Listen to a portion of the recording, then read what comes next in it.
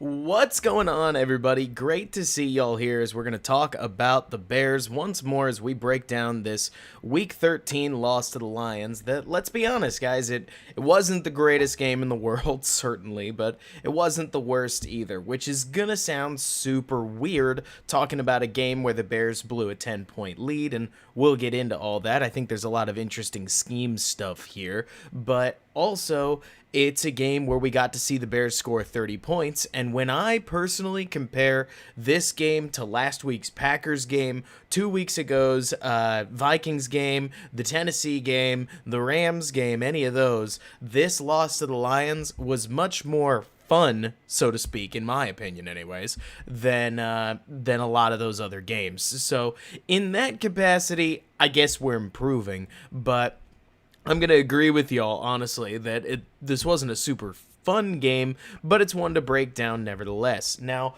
I'll ask you guys up front, and I'll keep asking throughout the show. I am really curious as to what y'all want to hear about. I have some things that I want to talk through as far as what happened throughout this game, but it's an interesting question on like what do y'all want to hear about, because this Lions game was so bad in my opinion, or at least it was just another loss. It was the sixth straight loss, and now sitting at 5-7, I would understand if a whole lot of people wanted to hear about a whole lot of different things. But yeah, it's tough. The number one thing that I want to talk about, starting at the top of this game, like let's start at the very, very top.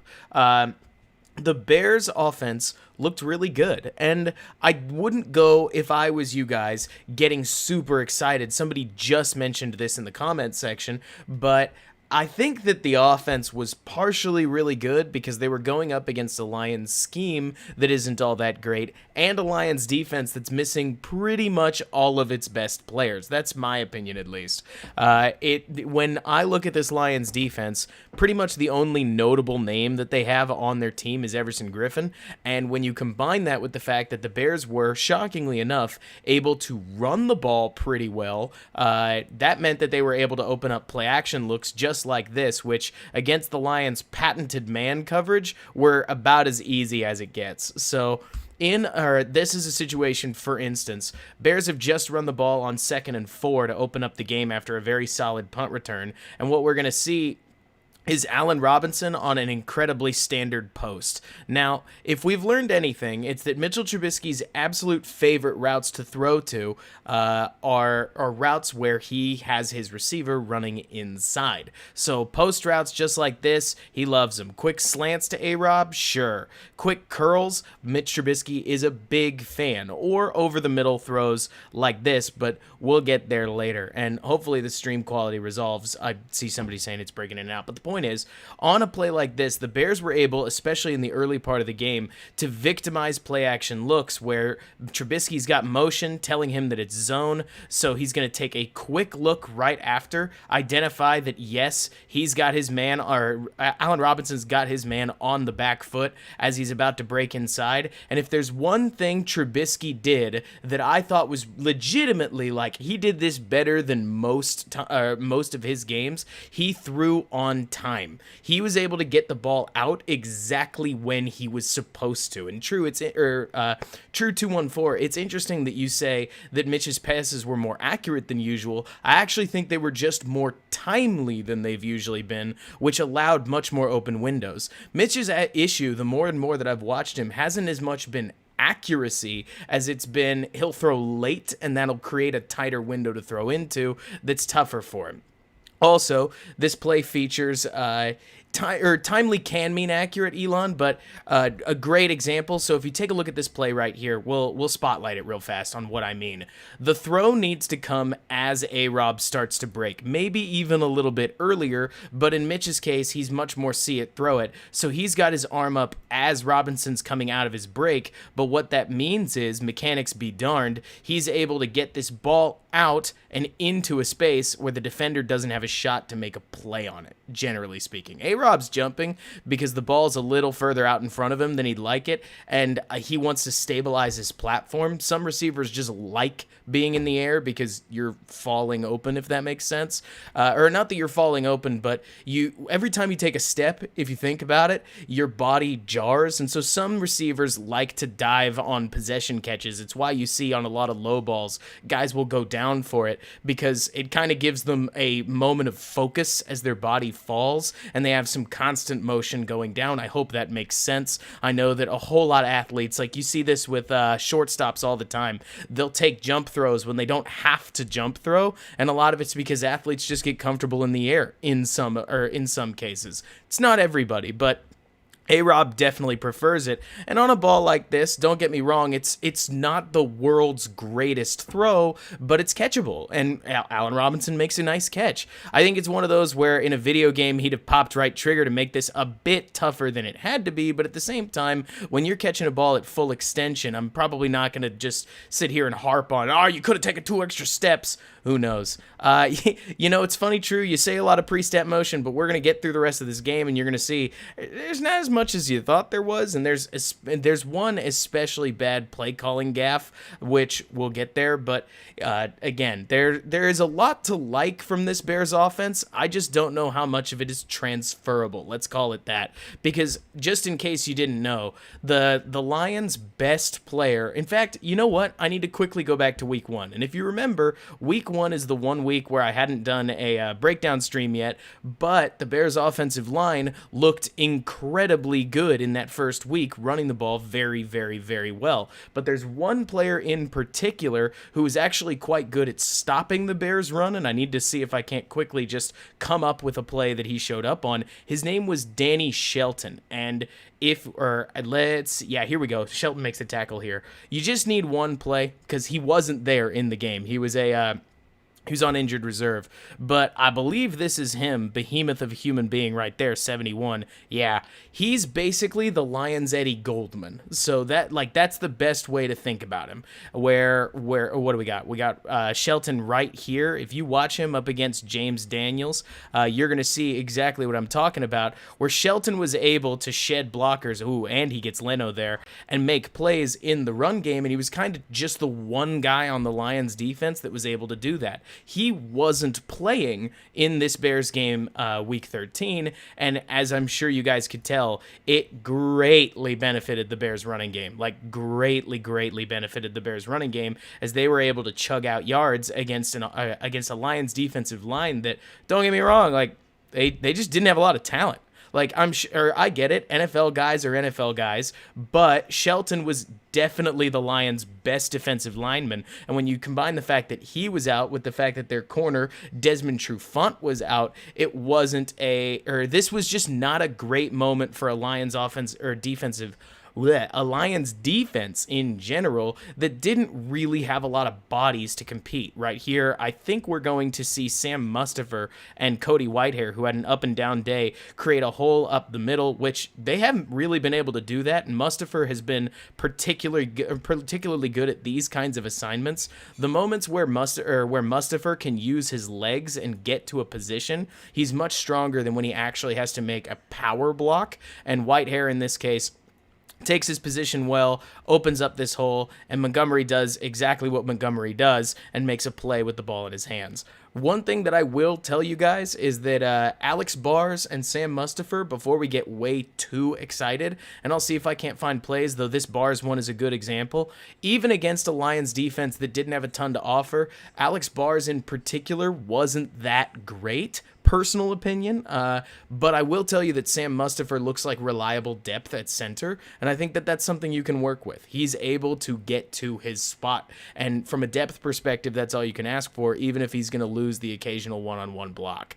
Now, obviously, not everything was rosy for the Bears offense, but at the same time, and maybe I've just been watching the Bears too long, when you can score 30 points in a game, you're definitely doing things pretty well on offense. And in this case, I think a lot of it came from the competition that they were playing against. Don't get me wrong, but I still want to give credit where credit is due, that it was a much better game. If we take a look at this one, The trouble with the running game is that as much as people want to talk about how the running game is absolutely automatic, not necessarily. One thing that the Bears tried to do was they tried to make sure that they used double blocks to help out both Mustafer and Bars. You're actually going to see them on a lot of you're gonna see Sam Mustafer and Alex Bars double blocking a lot of people, and that's because schematically speaking, the Bears wanted to help out their rookies while the other guys have single blocks. The trouble is you're gonna see Cole Kmet come across and slice block this guy right here,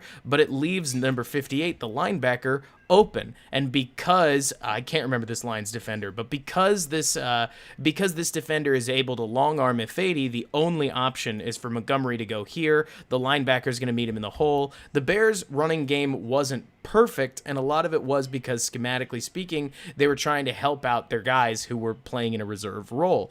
But they were able to, as we saw, turn out plenty of they were able to turn out plenty of good plays throughout the game, and certainly when you're able to get when you're able to get yards like the Bears were able to. And by the way, Cordarrelle Patterson had himself a really, really nice game. You are able to generate a lot of offense, not just through play action, but also through just what you're able to do on the ground. Like if you take a look at this play right here, for instance, Cordarrelle Patterson's going to do a great job on this specific play, cutting the ball up the middle of the field. We've talked about Patterson's vision before and how it can be a bit of a problem. Whitehair right here does a great job of hitting this lineman's inside shoulder so Mustafer can come over and make a block while Whitehair gets out into space. But what you're going to see here is that much like what happened at the start of the season, Charles Leno, you could say he gives up the edge. I mean, he does. But also, because this guy gets outside, there's a clear cutback lane up the middle if Whitehair can seal his man. Whitehair is able to, and Patterson, using quick feet, makes a very nice cut right there in the open field and continues to use that kick returner vision that he has, because when he's in the open field, he can make some really nice plays. When it comes to choosing his hole, he definitely struggles much more as a runner, but the Bears were able to put him into positions here when he had a line that could block a little bit for him, that gave him the opportunity to run with the ball pretty well, and he picked up about 6 yards in the process, or not 6 yards, 60 yards on the day in the process, which is cool. As far as he's saying weehoo, I hope I pronounced that right. You asked about what do their Bears record need to be to draft quarterback 3 in the draft. It's probably 5-11. More than likely, and getting a little bit of help from the rest of the league. And then they have to avoid a trade-up, but we'll get there when we get there. At the moment, there's a long road ahead of us.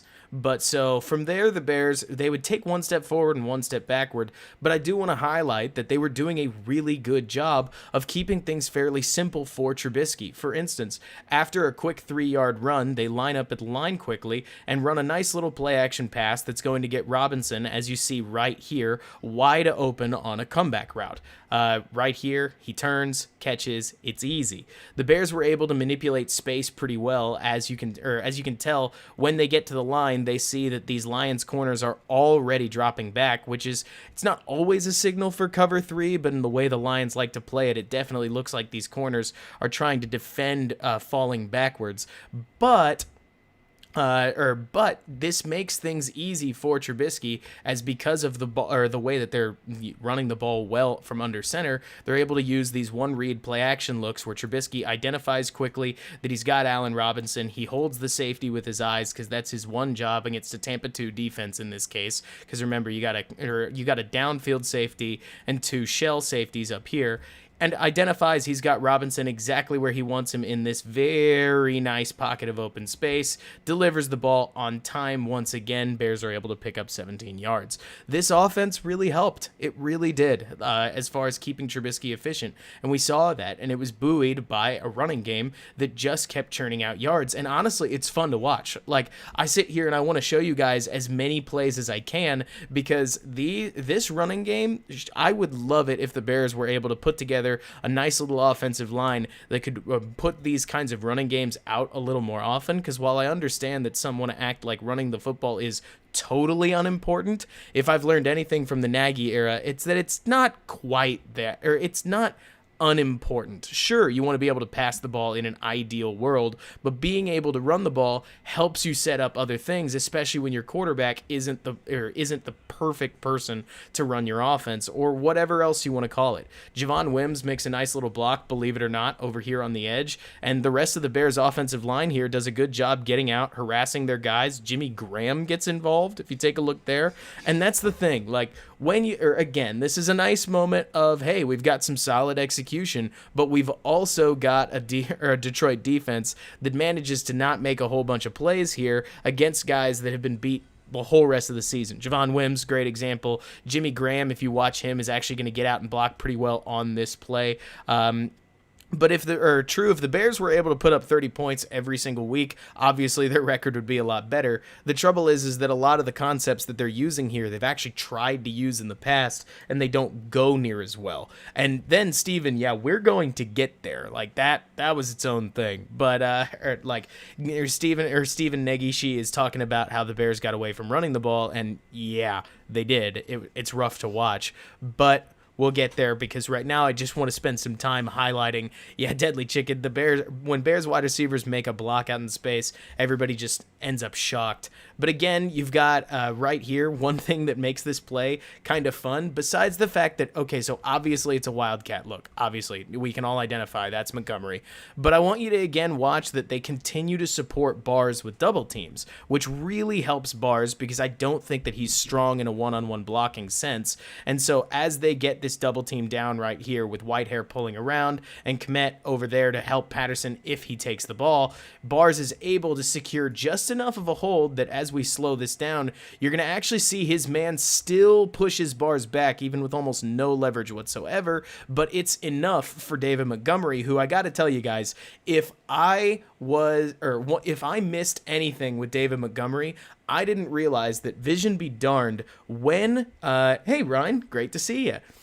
When Montgomery gets to, okay, this is going to be a little complicated, but if I was going to identify David Montgomery's like hot zones or good zones, or where is David Montgomery best, if the line of scrimmage is the 20-yard line, everything behind the line of scrimmage, Montgomery's not particularly special. Like in terms of sideline to sideline speed, nothing really to write home about. Maybe he's even a step slow. But I'll tell you what, when Montgomery gets about 1 to 3 yards beyond the line of scrimmage, so like this zone right here, and he has to deal with light contact, things like stiff arms and so on and so forth, David Montgomery can run the ball. And he's been showing that since the Saints game, and you're able to see it here, not just in his receiving ability, but like watch the bumps that he takes. There are actually plenty of running backs here that don't make it through the contact that he's about to get through. It's not just that hard plant, it's that contact right there that he shields himself from easily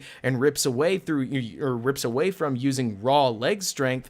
And credit to Montgomery, he is really, really good in that department. Exactly like you're talking about, True. It's one-on-ones with backers and safeties, but it's especially when they're coming in from an angle. To be clear, when David Montgomery, like in a sense where number 58 here is clean to go hit Montgomery, he's probably DOA, like dead on impact, dead on arrival, whatever you want to call it. But what I will tell you is that when David Montgomery is in a position where he's got to fight off a lateral tackler, he's really, really good there. He's got good enough footwork, solid contact balance, and a great powerful stiff arm to shove off those tacklers and keep himself alive. This doesn't work in every offense, and it doesn't necessarily make him an elite running back, but it is something he's really good at, and it got highlighted throughout this Lions game in particular, where he could take on players a little bit slower than others. And not to mention, like you're talking about, Deadly Chicken, Bears running backs have tended to struggle when it comes to keeping their footing on Soldier Field, and David Montgomery does not struggle with that. We've actually got another perfect example of David Montgomery's contact balance and his ability to soak lateral tacklers here as he runs for a really pretty touchdown that sees, once again, Mustafer's actually getting blown backwards, but he keeps himself between him and his man, which, remember, as far as like a starter goes, so you probably don't want your center on a running play like this to give up that kind of ground as far as a starter goes, but as a reserve, Mustafer's doing plenty. He's doing enough would be a better way to put it. Again, good depth is the way that I would consider Sam Mustafer, and I do think that's a compliment. Whitehair seals off his linebacker right here. David Montgomery squeezes through a nice little hole, uses solid footwork, but it's this moment where he gets into space that he shows you exactly what we want to see from the guy. There are plenty of running backs, and frankly, there are plenty of guys who we would probably we'd probably criticize for not just running forward and taking the yards, but in this moment, David's able to set up a block with number 28 right there, get outside just enough, keep his feet off of that tackler, and then, as you guys talked about, he plants that hand on the man and just rides him all the way into the end zone. When it comes to David Montgomery in space, sure, I'd love to see a running back that's just a little quicker, but at the same time, it's when you get him these lanes. I'm going to rewind it one more time so that we can just really process this. It's when you get him this kind of running lane that suddenly he's able to shine. Again, we saw it against the Saints. We saw it against plenty of other things. We saw it against the Saints. We saw it against other teams like throughout just this season. I think we saw it against the Vikings as well on that long run. And the Bears are the Packers. We saw it against the Packers too, where it's this it's this second level. So if one more time, if this is level 1 right here behind the line of scrimmage, and then this is level 2, 1 through 5 yards, and then there's like level 3. It's that level 2 area where I think David Montgomery really excels, from 0 to 5 yards out in the line of scrimmage, and he's able to make plays on defensive backs and use that change of direction, especially as he's grown in now his second year, to make plays that make me say, all right, you're a very, very good player. And over the last 2 weeks, he has been nothing short of shining. Now, here's where things got funny. I get the impression Matt Nagy got tantalized by this drive right here. This drive right here, it's going to end in a touchdown. We're going to watch it. But I think that this might have been the death knell for the Chicago Bears offense. That's going to sound ridiculous because, again, this drive's going to work. But I want you guys to watch something. The Lions lined up in man coverage for pretty much the entire first half. It really helped Trubisky, like we talked about, get the ball out on time, but it might have suckered Matt Nagy into thinking that he could get away with throwing more, because if we watch this 2-minute drive, first play, you're going to see Allen Robinson on a slant route where Mitch Trubisky identifies that, yes, it's man coverage, isolates that guy, holds the man, and gets the ball out. Now let's watch some football. But you're going to see this as I roll the tape, and I'm just going to try to talk over it, and it's not an unbalanced drive, but it's a lot more throwing than we saw throughout the rest of the first half, as Mitch was able to identify man coverage and get the ball out. Identify man coverage, get the ball out. Identify man coverage in this case, get the ball out. And Robinson makes a nice little catch. Moving on. We saw this a lot as the Bears marched down the field. More man coverage, nice throw to Miller. Let me take you back and we can watch what happens here. The Lions line up in a very similar formation where it looks like their corners are in both man and where the corners are in man, and they're also dropping off a little bit. And when you see Miller cut this route in, Trubisky's never looking anywhere else, Trubisky's never looking anywhere else other than Miller. He keeps the spy, because I think the Lions held a spy right here pretty much all game, and he never really takes his eyes off the spy, knowing that Miller's going to come open. We can slow it down and watch this, but as soon as he takes the snap, he's already watching this pocket of space, identifying the safeties, just waiting for Miller to show up, and as soon as he makes that break on his route, Trubisky releases. His pocket footwork isn't exactly perfect, but it doesn't really matter, because at this point the Bears are just trying to win, and really you're looking for results here. The Bears get him. Still man coverage, Miller beats his man, and the Bears keep moving down the field. And this becomes a theme on this drive where you can book man coverage yet again. And the Bears keep seeing it so often that I really think, whether it's Laser or Matt Nagy or whoever, they thought that they could just get free yardage with their passing game. And no, Ryan Crawley says doesn't it feel like they're running super tight formations? It's an interesting thought, because I actually see them spread the ball out a lot, especially in their shotgun sets like this. But once again, man coverage look. And if it is a zone, it's going to be a weird zone, so certainly you could check after the play. But on this second down, you can see that they're lining up in sort of a soft off zone once again. And he's able to make a quick play to Miller that's easy. Because when you've got off zone like this, quick inside slants are as easy as they get. And they beat man coverage because in this moment, in case anybody's curious, there's absolutely nothing that the defender can do, who right now is playing man, but like off man. So he's waiting on a vertical route just in case.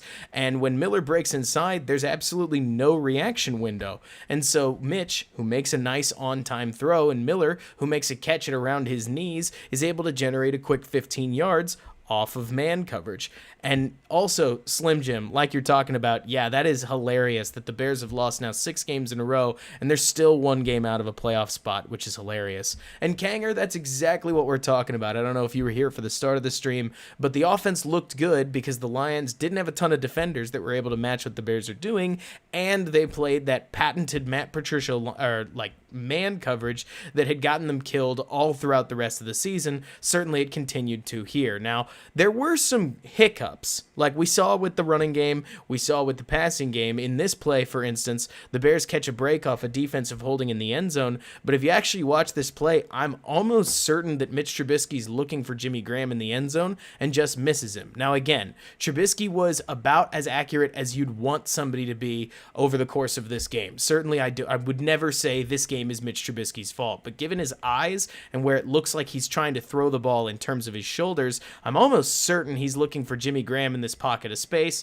and he releases the ball just a little bit too high. Thank goodness it didn't get picked off, but either way, number 28 in the end zone holds Allen Robinson. Flag comes out, Bears pick up 5 yards. But yeah, and like you're talking about, Teru, the Lions are giving tons of space to the Bears receivers because I get the impression that they're playing sort of like a prevent style man defense right now. It's not press man, but it's off man, and they just keep doing it, and the Bears keep throwing it, and it works their way down the field. And thank goodness I get to talk about this drive because we get to watch this other David Montgomery touchdown that's nothing short of fabulous. We'll just skip straight to the tight angle because why wouldn't we?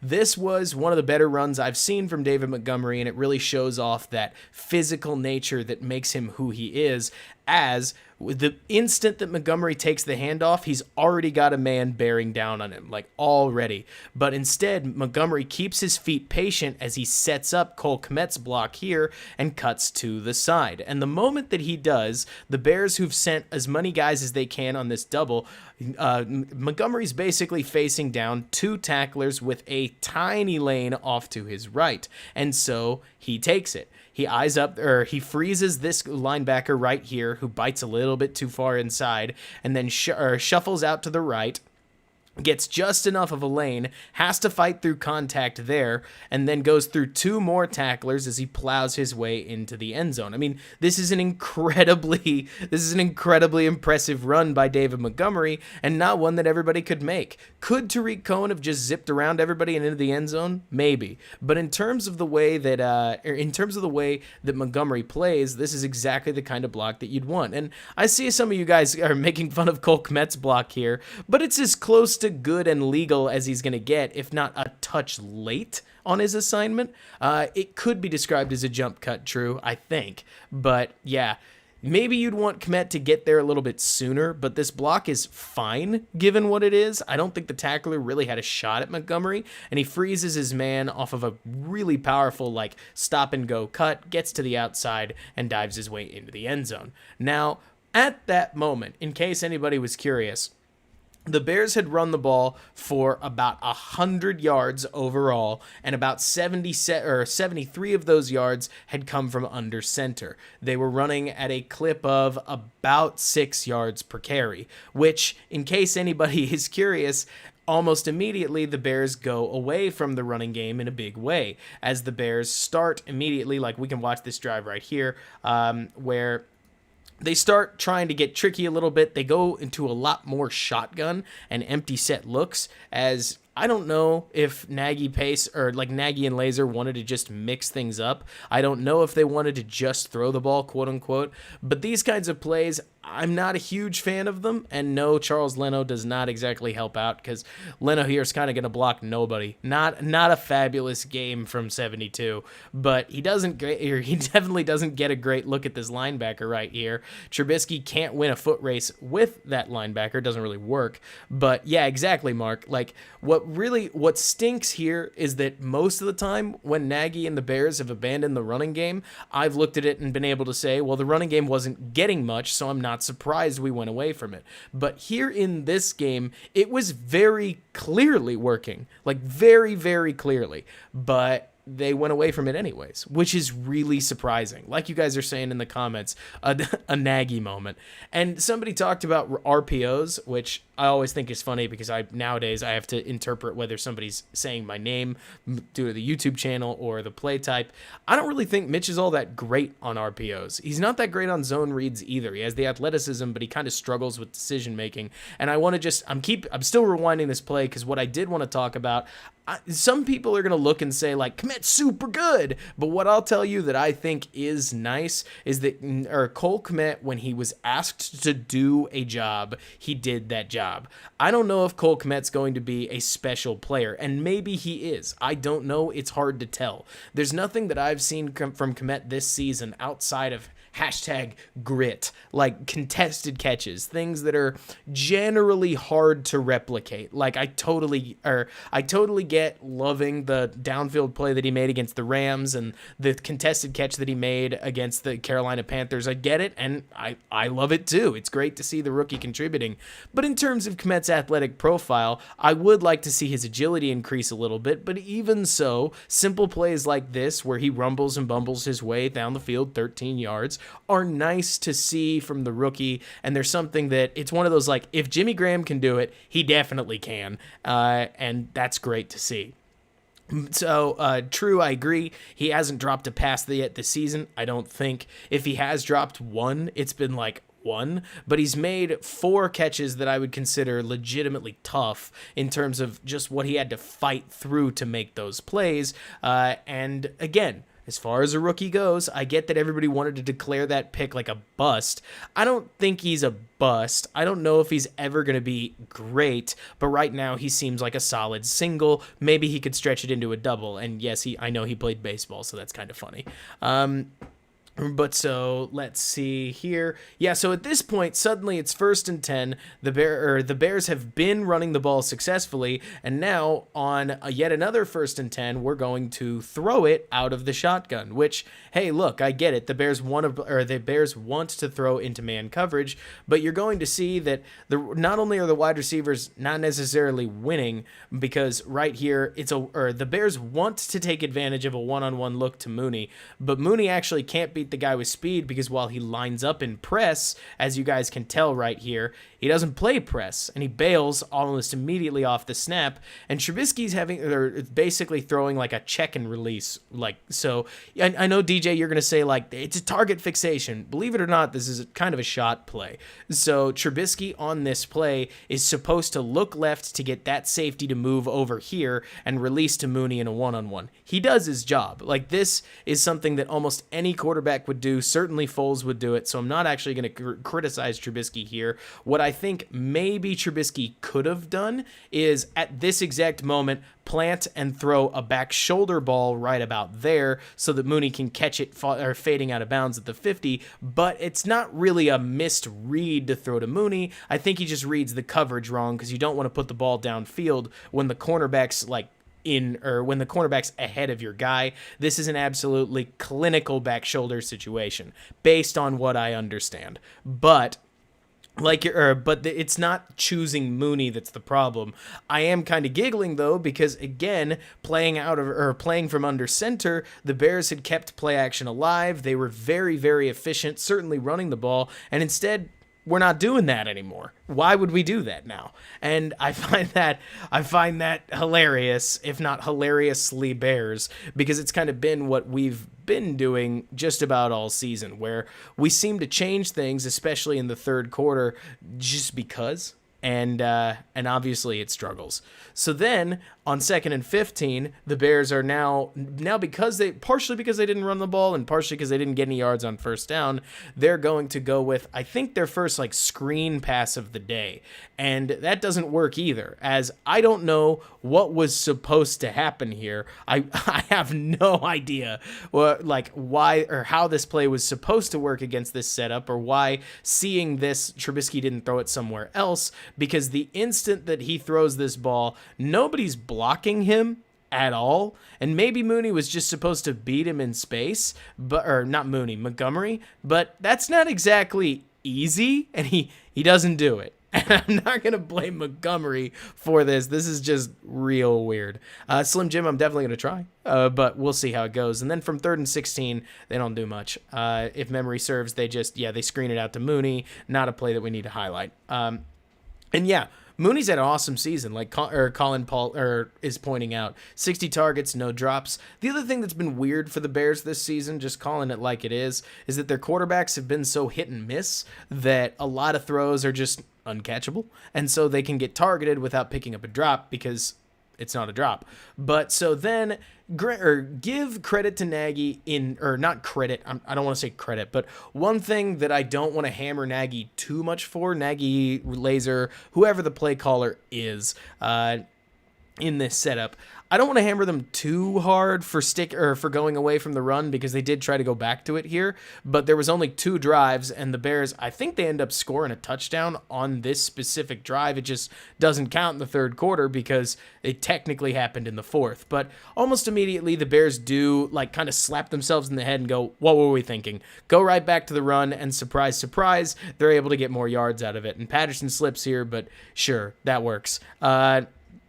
But so on this play, once again, the Bears' offensive line is able to actually generate some separation, partially because their backups are where they're supposed to be. This is something that I'll give credit to when it comes to Mustafer and Bars over a guy like Coward, where Mustafer right here, it's not going to be the best reach block you've ever seen, and Bars, it's not going to be the greatest block you've ever seen there either, but it's going to be a block that gets executed, and at some point the style points don't count. This is a really nice cutback by Patterson, by the way, because 91 is actually taking away this lane, so Patterson definitely doesn't want to go there, probably can't go around the outside because Leno's giving away this lane instead of that lane. 51 is getting blocked, but so because he cuts it back, he gives Bars a chance to make a play on the linebacker. Ifedi handles his business along with Kmet, who was the primary blocking tight end in this game, and as much as, again, style points don't matter because this guy, a defensive end, is cutting straight through on Patterson,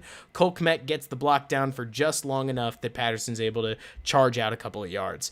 Elon, it's interesting you say that. I wouldn't say that Patterson is more shifty than Monty, but I'd say that Patterson's a little faster and plays a little faster in almost all aspects of the field. He's just not a running back. And so why did he have a good game, Kanger? I think he had a good game for the same reason he had a good game in week 1. The Lions are one of the worst defensive lines in football, unfortunately. Sometimes it is that simple, and I'll take it because, again, I don't know if this is necessarily going to work against J.J. Watt and the rest of the Texans, but it's nice to see in this game, isn't it? Fun to see Navy and Orange running the ball well and at least generating something on offense because, as we saw in the last series, going to straight-up passing doesn't necessarily work unless you somehow sucker the Lions into a man-only situation. But here the Bears just continued to pound the ball, and that worked out fine. DJ, it's funny you say that Monty has the lateral quickness. I wouldn't say so. I'd say that he can cut well and move to the side, but lateral quickness generally involves also a little bit of lateral speed, and that's definitely not something that Monty's great at. It's like a high change of direction rating, but a low speed out of the change of direction, and that's kind of what makes him unusual as a player. Oh, yeah, I got you. Yeah, he's definitely got more lateral speed than Patterson does. Let me see. I could have sworn. Would I use Patterson for running back 2 next season? Probably not. I'd probably try to find, a running back either in the draft or cheap-ish for free agency to use as the actual RB2, if not Tariq Cohen, because there's nothing wrong with using Cohen. And what surprised me about, by the way, this shift is that suddenly the Bears, after having some success in under center, and who knows, maybe I'm being too clinical, but they went back to the shotgun running, and shotgun running didn't get them a whole lot throughout the course of the game. And granted, some of their guys could have executed a little bit better. Don't get me wrong. But they definitely seemed like, for instance, again, they've got a double team right there, a double team right there. And there were some things that just, they didn't necessarily work out as well coming out of the shotgun. Maybe it's because they weren't blocking quite the same way in terms of downhill running. But then they were able to, credit to them, continue to clip out yards. Where we're at about, the 45-minute mark. You guys have seen the game. I've seen the game. What I can tell you is that the Bears offense seemed to kind of just bounce around. It's almost like they didn't want to work out of under center plays. They didn't necessarily want to threaten the running game when they could have. But what I will say is there's one play in particular or one set of plays I want to highlight, because now you've seen it. The Bears were running the ball fairly well under center. They were playing out of play action well. Mitch was decisive when he needed to be, but let's go over a couple that will lead up to something important. So, 1st and 10, right? Let's start here. 4th quarter. Later in the drive. 1st and 10.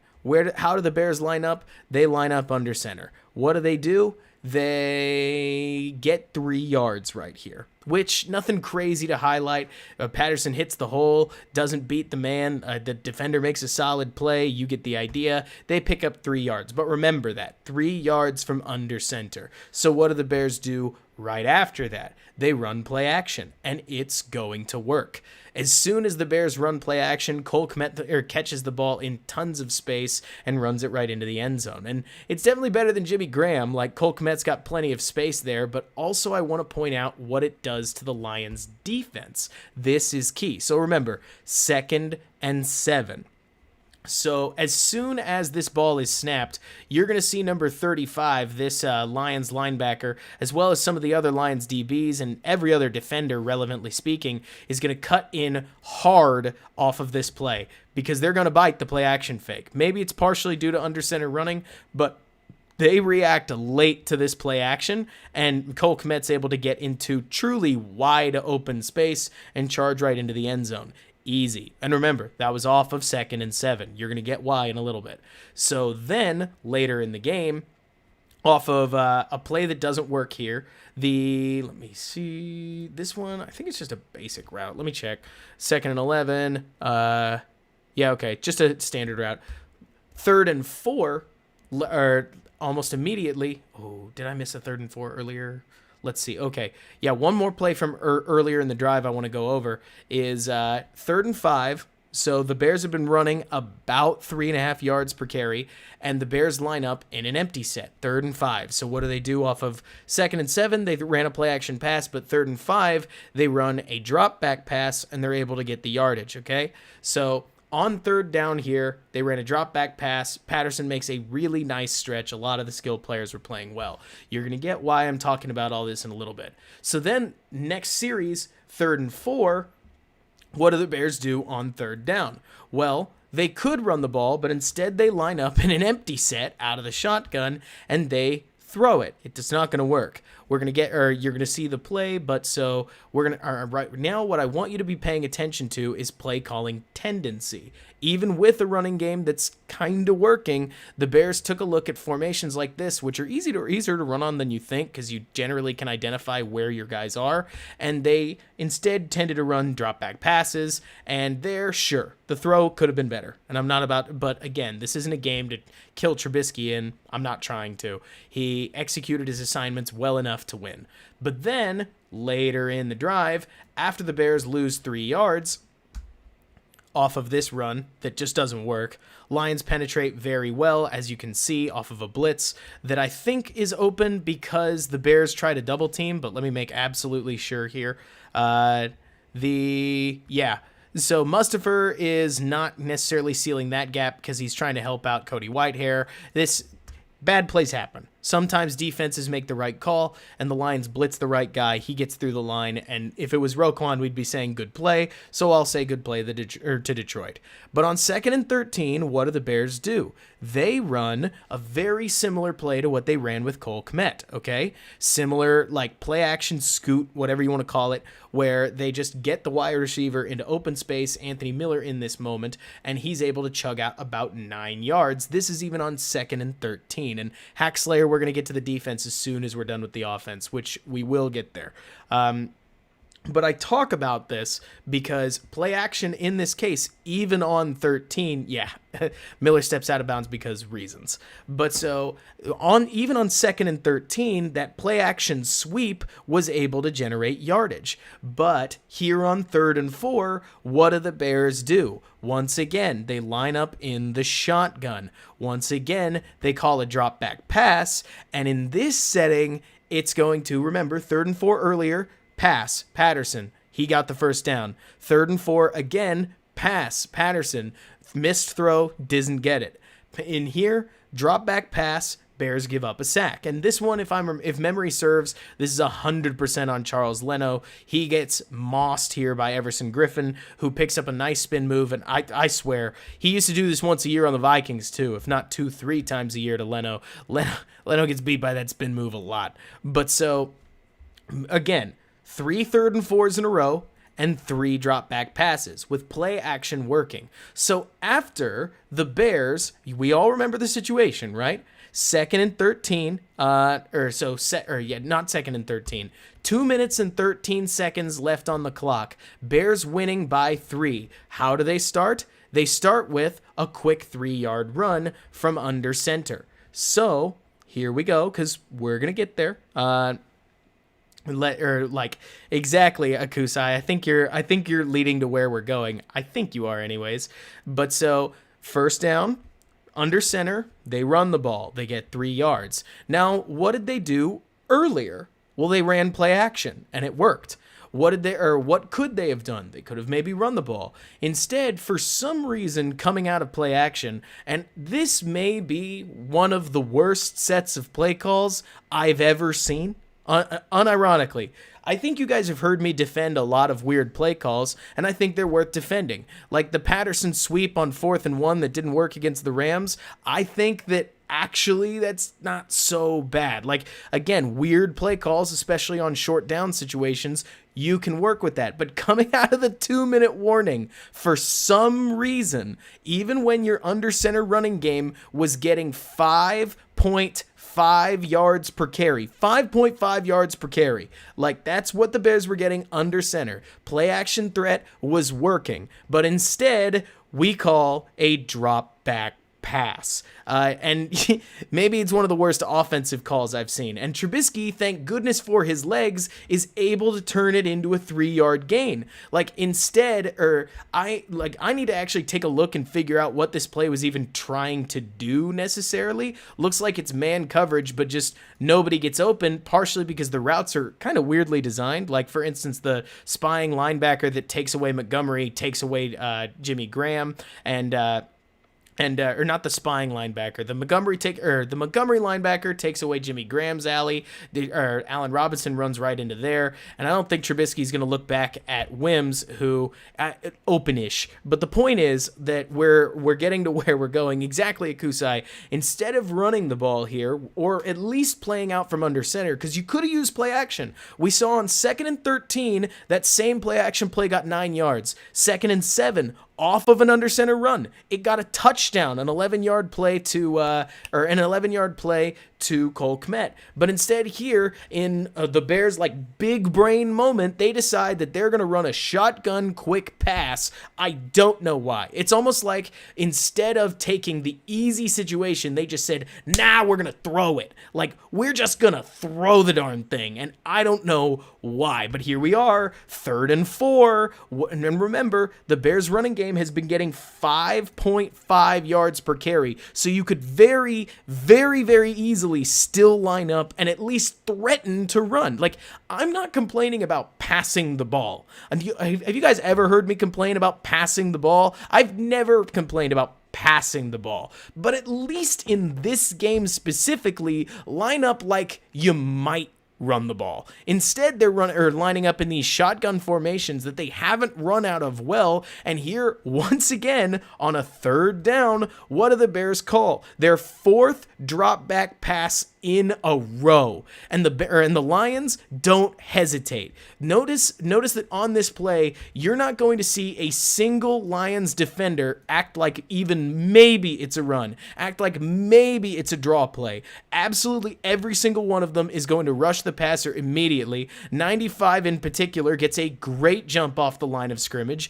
beats Jermaine Ifedi, who's a backup right tackle for crying out loud, and immediately Mitch Trubisky fumbles. And now granted, could I talk about how, heck, I don't know. I can't blame Trubisky. It's a huge bummer moment that he fumbles. Would I like him to maybe just go down and take a sack? Sure, because giving up the fumble is not ideal. But at the same time, he's kind of setting to throw the ball away, and instead he gets it stripped. It could happen to anybody. It really could. When I look at this play, I'm one to try to criticize play calling as late as I have to. But instead, for crying out loud, they call yet another pass on 3rd and 4. They don't have to. Absolutely any of this could have been play action, and instead the Bears lose the ball, and they give up what ends up being an easy touchdown. This is mind-boggling. This is try-to-lose territory. And Yeager, like you're talking about, I don't think Mitch saw it coming. Pocket strength has never,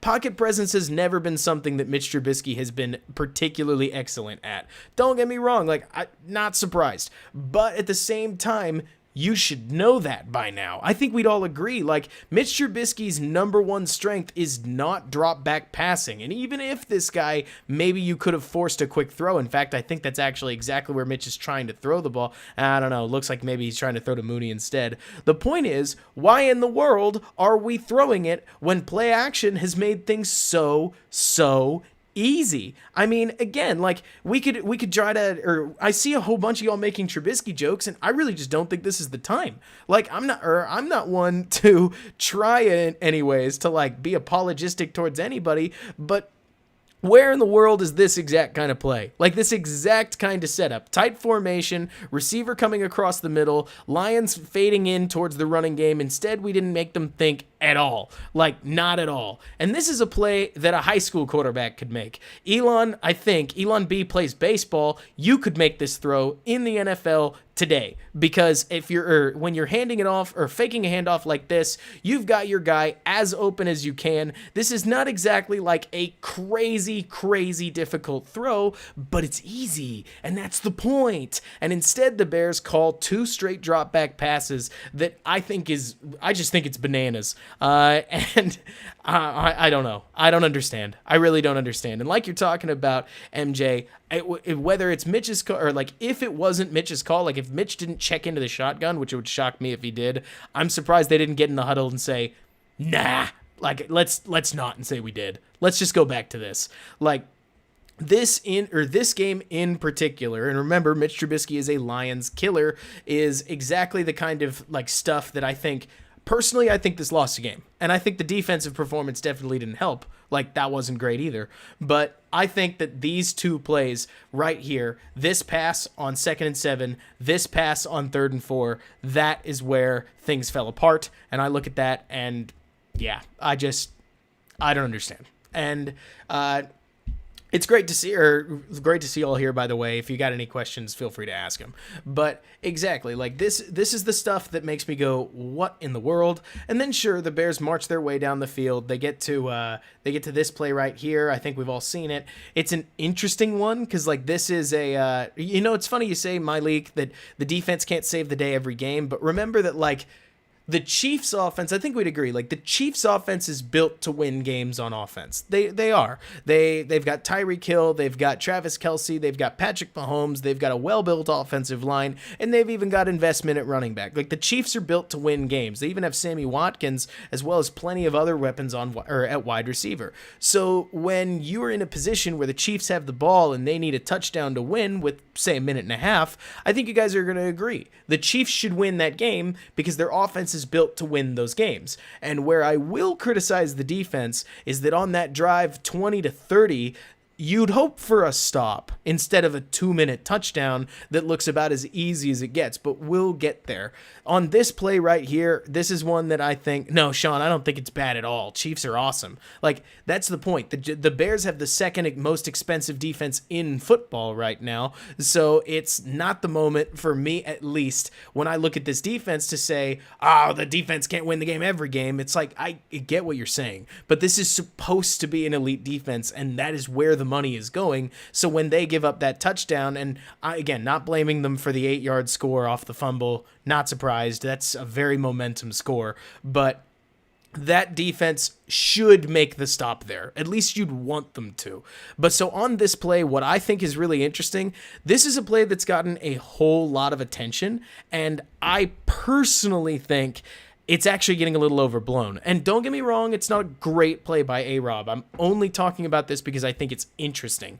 So I want to remind you of the situation so we can talk about Allen Robinson's responsibility, because this is the kind of moment, to me at least, where a whole lot of people look, or like they'll look at a play and they'll say, I would have done blank, because they saw it, instead of trying to think about, like, what if I'm in the helmet? So Allen Robinson knows that there's 22 seconds left. The Bears have one timeout. They don't want to burn it yet. And, like, if they can afford to, they don't want to burn it. And it's 3rd and 5. So we're all clear. Very, very, very, very, very late in the game. And at this moment, Allen Robinson's going to run a quick curl route, right? Like he's going to run here, turn right around. So let's take a look at when he loses his eyes off of his man. So he runs right there, and at right there, he snaps his head around. He's not looking at his man anymore. He has absolutely no idea that his man eats it and falls on the ground. Like, no idea at all. He knows that he's turning back to find the ball, and then he needs to get out of bounds. And if he can get a first down, great. But he doesn't have eyes in the back of his head and can't know that his guy's on the ground. There's no way, because that's not something he needs to be checking for. Instead, where he thinks his guy is 2 steps back here on his feet, coming downhill to make the play. So Robinson takes this and he turns wide, probably thinking that he's going to be breaking an arm tackle at this point. I wouldn't be surprised if Robinson right here expects contact. So then when he plants, this is probably his one mistake. Like he says in a radio interview, he turns wide, and he didn't like that he turned a little wide either. And then immediately he starts to break out towards the sidelines. And at this moment, I think he kind of has that, like, oh shoot moment where he knows he's too close to the sidelines, tries to break it upfield, and at this point, he talked a little bit about this guy who, like, moved sideways, and if you can tell, like, he thought he'd gotten a first down because the first down marker looks about a yard shorter, but that's probably where I'd look at Allen and be like, I don't know, man, it's an orange marker on the ground, like, you could probably get there. I think you know where the first down is, but everything leading up to that makes a lot of sense. Like, everything leading up to the point where he steps out of bounds right here probably makes sense. And even there, I think Robinson was thinking more like, save clock, in comparison to, like, jump there and have to burn the timeout. Obviously, it didn't work, but that's at least what I have seen.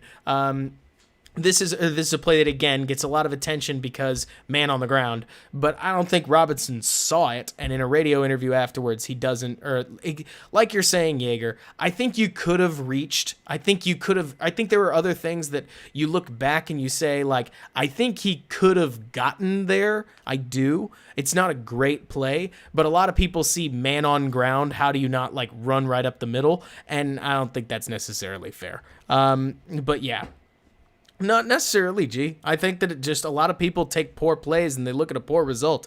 They say, 4th and 1, you've got to be kidding me. How did you not do that? And forget that, football happens really fast, and there are plenty of guys that I wouldn't expect a ton from. Like, when Alex Bars gets blown 5 yards backwards, I say, well, yeah, that's Alex Bars. He does that. And when Robinson makes this play right there, a wide turn, no, it's not great. Obviously, you want him to come up with a big one.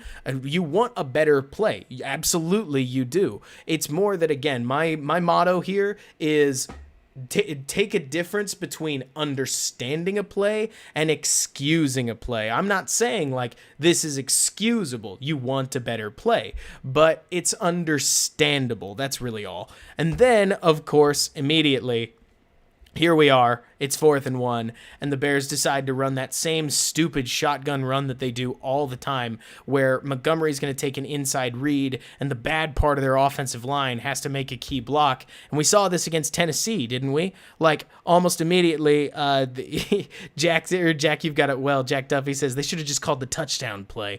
But then, almost immediately, they're gonna hand it off straight up the middle, and you're gonna see Jermaine Ifedi and Alex Bars completely blow their block, and the Bears' winning season effectively ends. I mean, this is at this point, like, goodness alive, like you're talking about, Elon. Immediately, you can tell that the play is just kind of dead, and I don't know why. We've got white hair, and sure, a whole lot of people hate Charles Leno, but we've got white hair Leno, who's at least like he's like a D instead of an F. And he tends to make a block that's bad, but at least he gets there, and Mustafer. So your left side's a little bit more reliable than your right side, who has literally blown blocks in this situation at other times in the game. And if Ifedi cannot get there, tries to hold his man, it doesn't work. Jimmy Graham is also sealing. Why is that not Kmet? Alex Bars is having to make a key block there. And of course, the Lions punch their way through and stuff David Montgomery. I don't understand. Like, this is the kind of stuff where I look at this game, and between the 2nd and 7, between the 2nd and 7 pass coming out of the 2-minute warning, the 3rd and 4 pass that got sacked immediately, and sure, this 4th and 1 call where I don't love the call there either. Like, I look at this and I say, Matt Nagy and the rest of this offensive staff, if they hadn't already sealed their doom, they called the plays that sealed it right here. I'm not necessarily going to look at this, and again, I'm not excusing the defense. I think a lot of the 34-30 loss falls on the side that gave up 30 points when your moniker of your team is that we're going to win with defense. But the offense technically did enough in the earlier part of the game, but in these moments, I think the coaches really let the players down. That's just my opinion. We've seen a lot of execution issues throughout this season, and I've even pinned a lot of those on coaching, but in here, I actually think a lot of it came to play selection, and I thought it was crap, and the Bears lost because of it, which is an absolutely massive bummer. Like, even Hayseng, I don't even necessarily love the term obvious play call, because there are plenty of obvious play calls that actually do work, like especially on good teams, but why in the world in this moment is the plan line up in the shotgun? It's almost as if Nagy and the Bears think that just because they line up in the shotgun, there's this assumption that they're going to be running a passing play, and that means that all 4 defensive linemen are just going to magically, like, break backwards or something. It's ridiculous. Like, I don't really understand. But instead, they call that shotgun run again, same one that didn't work against Tennessee, and Ifedi and Bars can't come up with the block, and boy, like, it's the worst. And like you're saying, Yeager, at this point, like, if you're really just going to run it and you're a yard away, you could just run a QB sneak. You could run a lot of things that aren't this. But again, it's not necessarily that I think any play call would have worked, but shotgun running wasn't what was working. If I was going to try to get a yard in this situation, and you want to pull out your best play today was running under center, handing it off to probably David Montgomery on outside zone. So run that. Instead, they run a shotgun, like, I don't necessarily know what you call this handoff. I know it has a name, but they run like a sort of just hand it off to the side play. Montgomery can't really do anything in this moment. There's just not a lot there for him as 2 Detroit defenders like plant on him. But yeah, rough. And so at this point, not great, but there are plenty other things that they could have done, but instead the Bears squander 23 points in the start of the game. They move to a more passing-based approach here in the 4th quarter, as you can tell. Like, even when they get 9 yards early and are able to, like, the one holding call immediately pushes them back as they just throw, and rough. But yeah, it did not work. But so split zone. Thank you, Hacks. The other trouble with this game, obviously, was the defense. And I think you guys saw that. And again, it's not necessarily that the Bears played like bad. This is the weird conundrum, right? The Bears defense massively underperformed my personal expectations of them. The Bears what is it? The Bears pass rush. The Bears pass rush gave Stafford time all day long and clean pockets to make plays exactly like this. But also it's real weird. And Akusa, like you're talking about, running the ball with 16 seconds is kind of stupid. Sorta, but one thing that I would point out is when it's 4th and 1 and you have a timeout in your pocket, any play is open.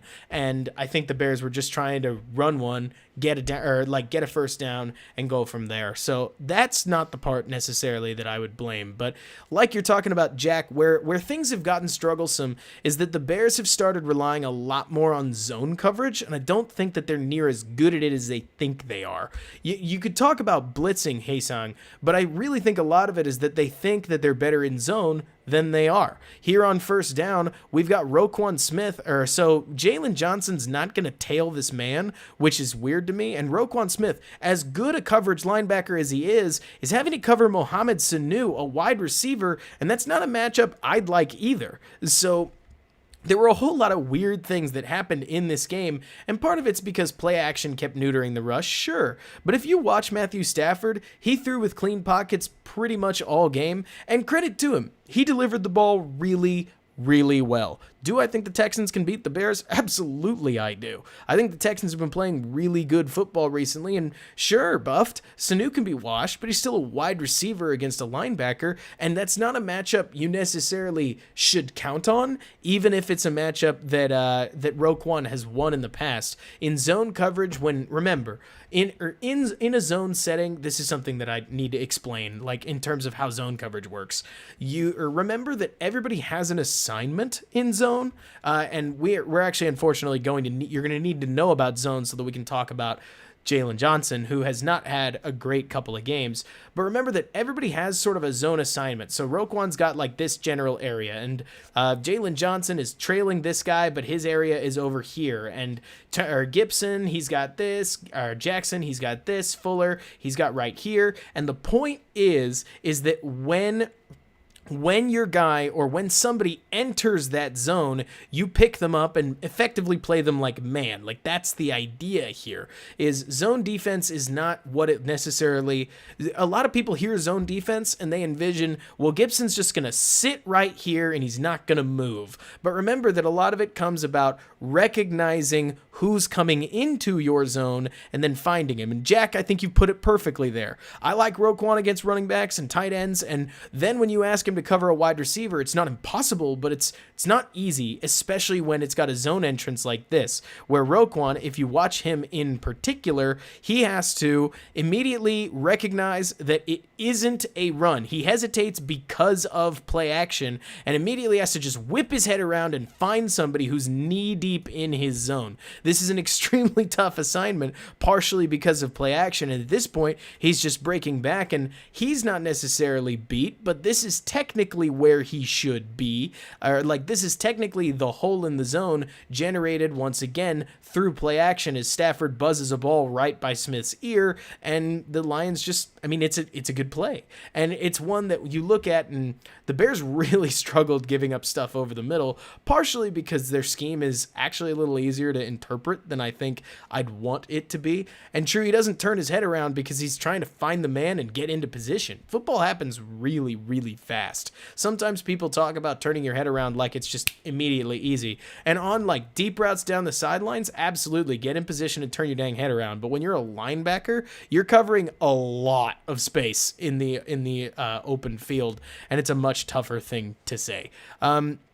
Kanger, that's a weird question, because I think the better way to put it is that Pagano and the Bears ought to call more creative stuff, where right now a lot of what they do is very declarative. So for instance, right here, this is a really nice play from this is a really nice play by the Lions as they are very, very, very easily able in this moment to isolate what they want. And Jalen Johnson, I'd love to see him break down on this, because as soon as he catches screen, I think that there would have been a potential way or an avenue for him to get down the field and leave this inside lane to Roquan. But instead, Johnson kind of tries to work past the blocker, gives up that long alley down the sidelines, and Roquan bites one fake and can't quite catch the guy, which, again, this is a play that we've actually seen Roquan make quite a few times. You're not going to make all of them, as he bites the running back, giving a quick hitch step, and from there it's a foot race, and he cannot catch him. Would love to see him make the play, but the Lions were just able to execute on these little looks. And then, as the game progressed, they started to realize what the Bears wanted to do on defense, and things get rough from there. It doesn't help anything that Stafford plays a legitimately good game. But take this play, for instance, 3rd and 10. I think we can agree. We all want, in this moment, 3rd and 10 for the Bears to hold the other team. I think, again, I don't think that's that's a no-brainer. But so what do the Bears have on defense at this moment?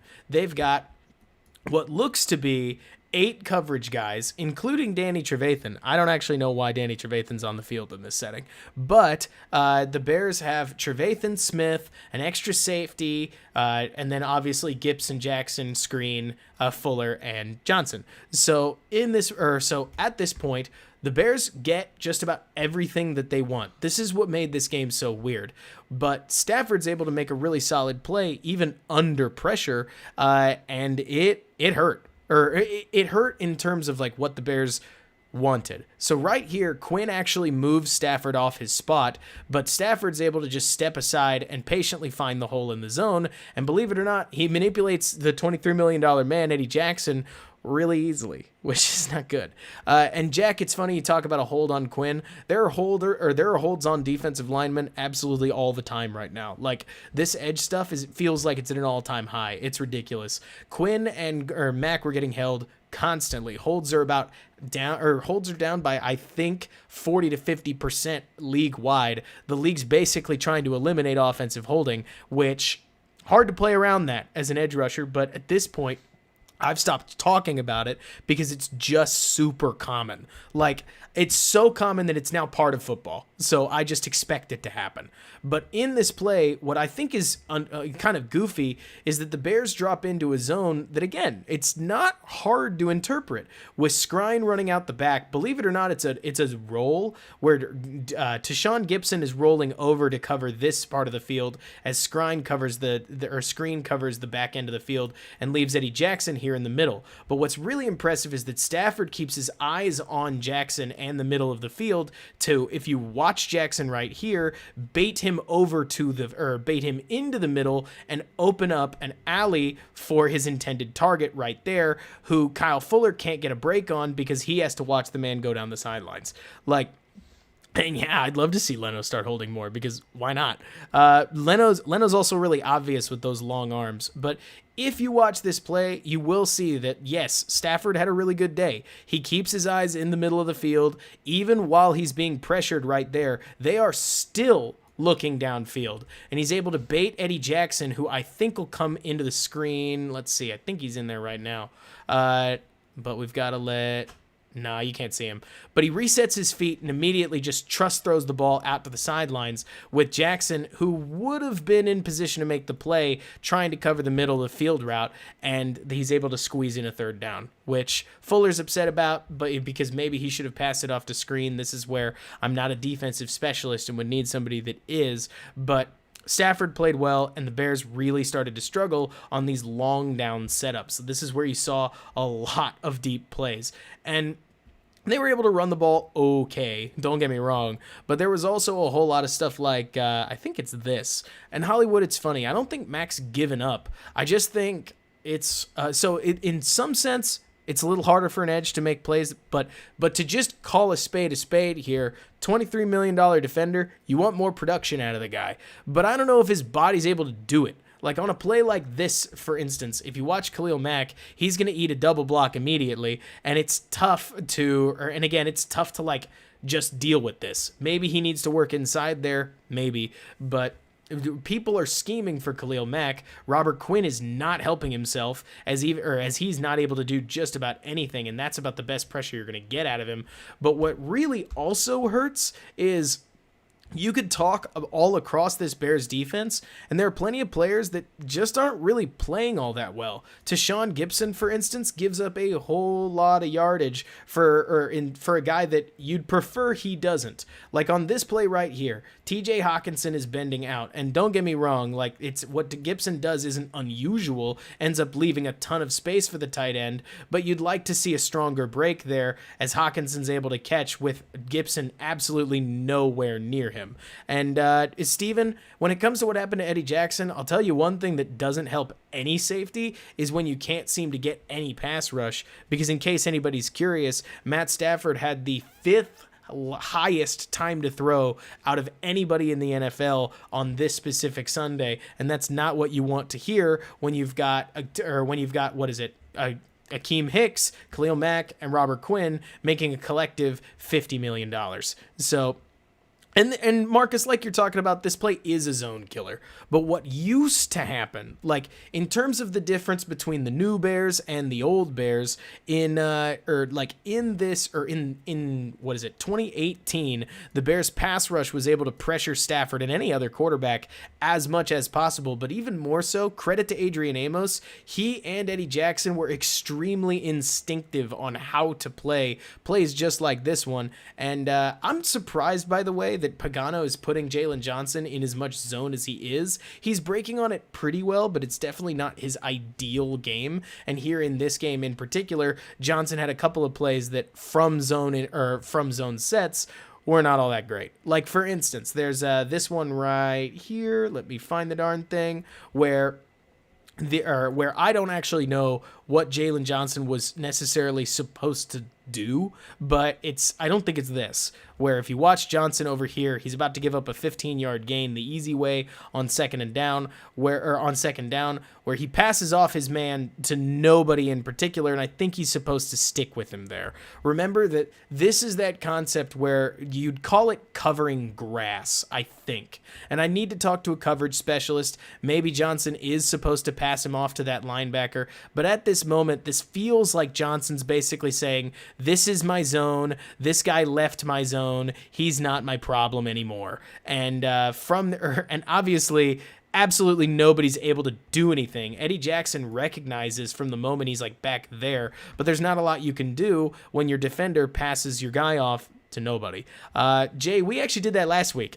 we watched a lot of Trubisky's tape, and it is kind of funny how similar Trubisky looks to what he looked like in his college tape. I remembered it looking a lot different, but even so, what was funny about this Bears defense is that as you watched it, in my opinion anyways, there are a whole lot of plays that you see that show the individual talent that this Bears defense has. Like, it's not a talentless defense by any stretch of the imagination. It just makes too many mistakes. And some of that comes from talent. Some of that comes from the fact that Stafford truly had all day. But I want to call your attention here to Kyle Fuller, who's about to make a real heck of a play. Like, so this play calls for a double move. Like, let's watch the play and then we'll go back and analyze it. I think it's the receiver that breaks into about this zone. So it's this guy right here. He runs a double move and Fuller recovers really, really beautifully to give Stafford absolutely nowhere to go.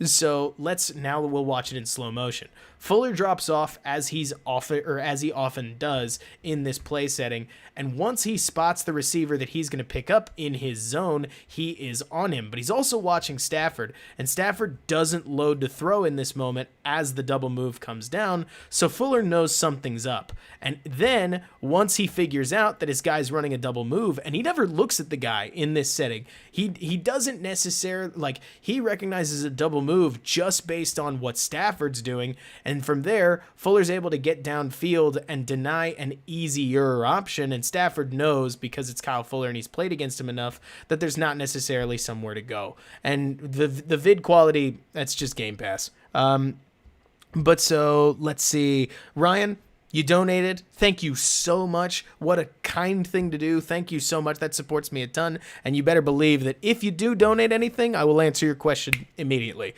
So as far as Robert Quinn goes, I agree. I mean, I made a rule of 3 video expecting Quinn to be a lot better. I did.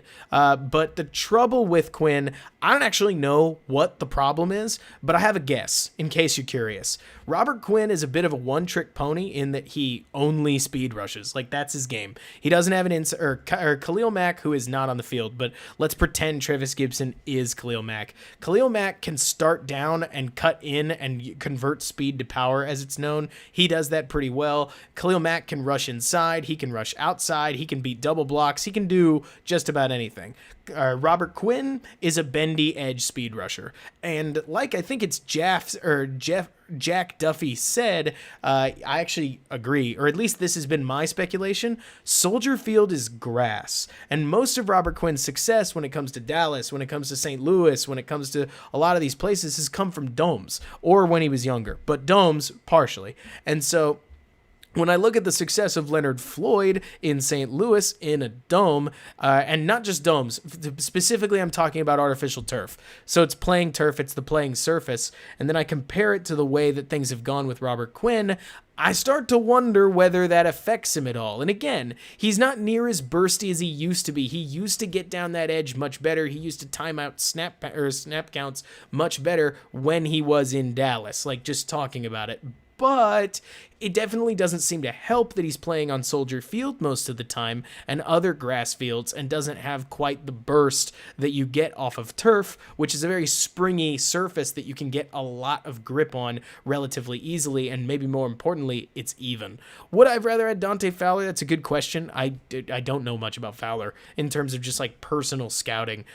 Certainly the Quinn contract really hurts, but it's, oh my gosh, Action. That is so unbelievably kind of you. Thank you so much. You have no idea how much that supports me. Thank you.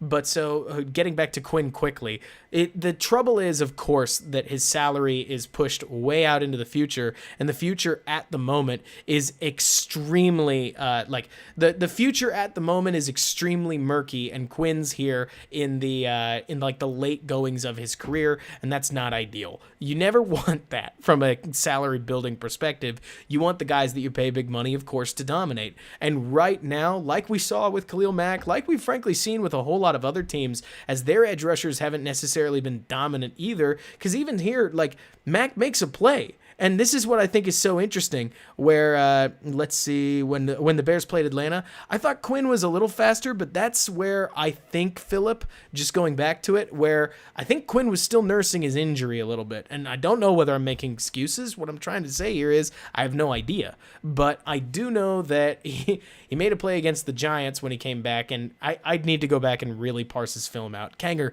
thank you so much. That is so kind of you as well. You guys are amazing. Thank you guys. Thank you.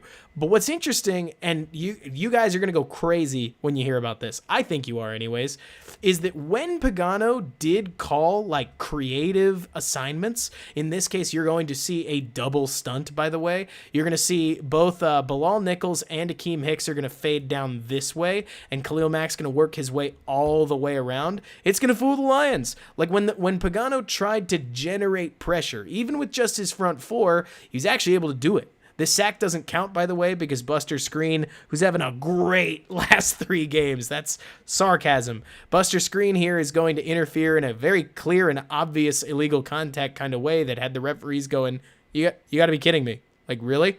Well, I think we're going to get there, G. But so it is interesting to me where when you look around at the tape, when Pagano called things that were a little more out of the box, maybe risky, whatever you want to call them, they worked. Another great example, let me get the play marker. It is, oh man, I can find this. Yes, there it is. Where there's a nickel blitz that the Bears called a little later. So I think we didn't keep Floyd because we thought he was bad. But then Pace thought that Robert Quinn would come in and play well, and he didn't. Not to mention Floyd wanted a lot of money. But the point is that going back to it, You guys are amazing. You're way too kind. Thank you so much. But so watching here, the Bears call a nickel blitz, and this gets Stafford to get the ball out really quickly and forces an incompletion. When Pagano called that more crazy, aggressive, exotic stuff, it created havoc, and the Bears were able to make plays off of it. It's the real trouble seemed to come when the Bears would do, let's call it the obvious thing, and the Lions were able to pick on it without much pass rush helping out. That's the thing. Like, when people say Pagano needs to be more aggressive, I know a lot of football fans say that, like about anything. Play calling needs to be more aggressive, offense and defense. Actually, in this setting, it probably would help. When you watch a play like this, for instance, this is a 25-yard gainer that I need to watch to remember. Yeah, so the Bears, the Lions clearly knew how to like generate offense off of a Bears zone that wasn't all that hard to read. And Hacks, Travis Gibson hasn't really played. You kind of just saw his one snap, but we don't really know because the sample size isn't awesome. On this play, I want you guys to take a look at this. So like pre-snap, what do you guys think it is? So here's the lineup. Sure, right? The Bears are in a quick two-high shell right here. They've got their safety, or they've got their extra defensive back. In this case, it's DeAndre Houston Carson sitting, kind of watching nobody in particular. The Lions have a motion man, and it tells us this is a zone. Okay, so we just saw that it's a zone, right? Let me back it up to make absolutely certain we all see it. The Lions are going to pull this tight end across the line and watch that absolutely nobody moves. So we know it's not man, it's a zone. And then Kyle Fuller is going to drop off, and Stafford saw it. I don't know if you guys caught Stafford's eyes, but he saw Fuller drop off. So this is either cover 2 or it's cover 3, right? And when the Bears drop into this zone, which is, it's a cover 3 zone with Jackson rolling underneath, I think we can all see this zone isn't really like hard to solve. And Stafford, who's got plenty of time, solves it immediately with a quick throw that picks up 25 yards. This is where I look at Pagano and the Bears and I wonder, okay, have they just been doing the same thing too much? Because I've seen this zone a lot. I know that other defensive coordinators have seen this zone a lot, and I could blame this in part on a pass rush that doesn't get home. Don't get me wrong. Like, let's talk about comfort. Stafford is comfortable. Absolutely nobody gets close to Stafford here as this running back comes up, gives Quinn a nice little shove, and creates a pocket that is a pocket. Like, this is as easy a throwing setup as you're going to get in the NFL. And obviously Stafford, who had himself a really nice day, delivers a rocket. But so I point this all out where, it's been wild, Elon. Thank you guys again so much. Unbelievably kind. Where I look at this and I think that the Bears' scheme, it's at least gotten figured out by the Lions because they were able to pick apart this defense just like the Packers were. And don't get me wrong, I was saying just last week that the Lions have been a team that has more offensive talent than it looks like because Stafford certainly is a very solid player, but you really would hope for more out of a defense that I know, again, $50 million on the line. Nobody's near the guy. Again, this is where I would probably look at Jalen Johnson on this play. So Houston Carson and Roquan Smith. Roquan's watching to see if anybody's going to break into the middle. So that's his assignment on this. DeAndre Houston Carson is just supposed to sit underneath and rob the man. If you watch Jalen Johnson, though, he's supposed to find the guy who's going to either cut up the sideline or cut inside. And if you do watch him on this play, I'm kind of nitpicking. Let me be absolutely plain. And I don't know like a ton of or about this sort of thing, but when I do watch Johnson, he seems to get fooled by this in-breaking route. Certainly we don't see him break on the ball, and he, just like every other Bears defender, ends up really far away from the play. I don't know if there's anything that Houston Carson could have done. He can't like anticipate with eyes in the back of his head the route, but Jalen Johnson's watching it and he gets kind of nowhere close. Johnson, in my opinion, so just to be playing on what I think of Johnson, Phillip, you're getting at it. Jalen Johnson, to me, at this point, 13 weeks into the season, reminds me so much of Prince Amukamura, it's a little wild. Nikhil, it's funny. So, sure, Jalen Johnson had some rookie moments, but actually, you know what? Let's just go back and show it. So, Jalen Johnson, when he's been in press coverage, has been impressive. But just like Prince Amukamura, let me see if I can dig something up here, guys. Just like Prince Amukamura, when Jalen Johnson's being asked to drop back in these deep zones, he's not at his forte.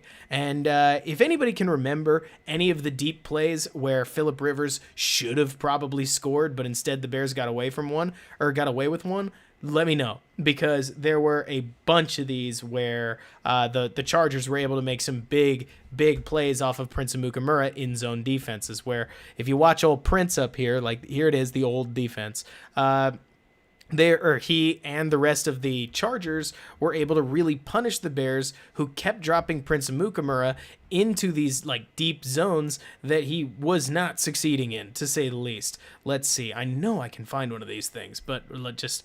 Ooh, I think this is one of them. I think. And if not, it might be that one. But we're going to get there. Let's see. No, not that. But the one to Mike Williams sounds right. Maybe. But there are a couple of these that got dropped where if you watch Prince playing outside of press man, in this case he is in press man. Let's see if he drops off. But Prince had to play a whole lot of zone in these games, just like Jalen Johnson has been, despite it not being what he does that's strong. And we are not finding what I want. Let's see if this is one of them. Yeah, okay, we'll just go back to the game. But the point is that I keep seeing Jalen Johnson put outside of these press man situations, and I'm wondering why. Because Johnson's so clearly good at that press man setup, just like with Fangio. I'm wondering why we're not doing the split defense with Kyle Fuller playing a very different kind of coverage than Johnson is, but they're doing it because they're good at it. And just like you said, Blazing Raptor, I really do think that there's a lot of similarity between Johnson and Amukamura at this point in their career.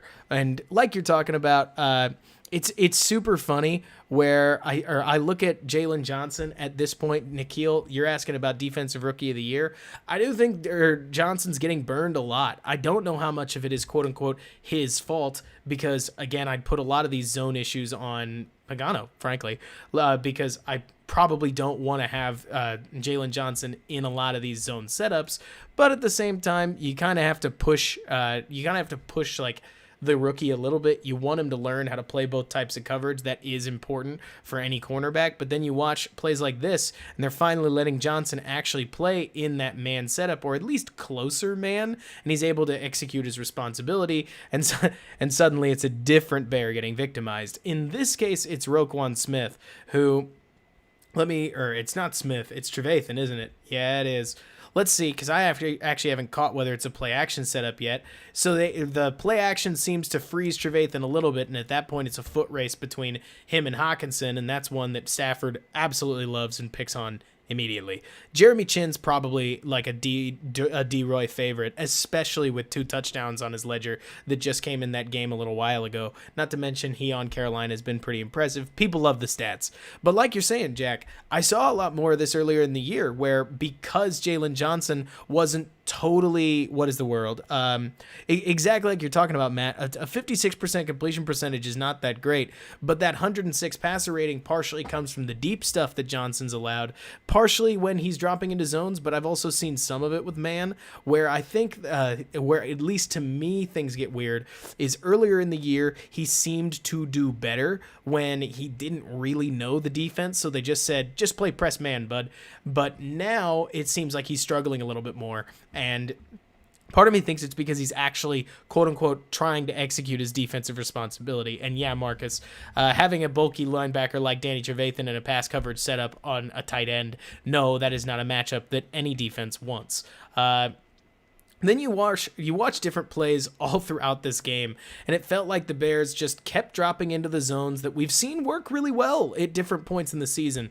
And Pagano's trying to quote unquote keep things fresh, where you can see DHC, for instance, drops and makes this a cover 3 setup, quote unquote, out of nowhere, but Stafford's able to read it clean, and he's able to punish the Bears for what they're doing. See, in this moment, you would think, quote unquote again, that the Bears are just sitting in a too high shell, and I want you to focus on DeAndre Houston Carson, who's going to kick out into this zone of the field right here off of a roll. This is a rolled coverage with also Fuller inverting up top, and the Pagano keeps trying to get Jackson invested. He keeps trying to put Jackson on lower parts of the field. I don't actually think that's a problem. He's trying to help Jackson be more involved in coverage setups. The trouble is that Stafford's able to identify DHC bailing out there, knows that there's a ton of space that he can throw into, and without much of a pass rush, he's able to just step up and deliver.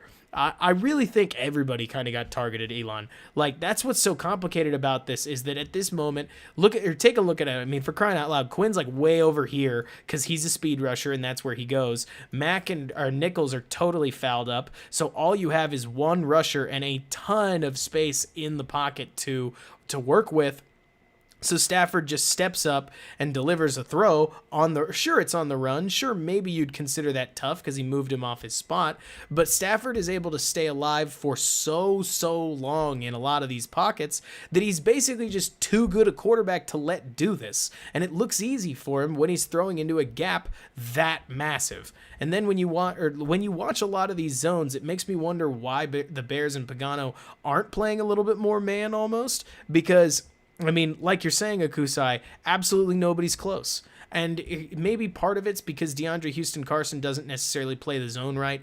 This is where I want to get into like more tape and understand what defensive responsibilities are, because part of me feels like DeAndre Houston Carson should be breaking right there. But I mean, I don't really know. It's like these are where defensive responsibilities can get complicated. Ryan, you are outstanding. Thank you so much. Let me see. So, yes, Skrine got destroyed against Green Bay. Green Bay targeted Screen almost explicitly, partially because they knew that the Bears were playing a lot of man, and just about anything where Screen has to change directions. So like on short routes where the receiver runs, I mean, even something as simple as go this way and cut back that way, Screen's gonna fall a step and end up about one step short.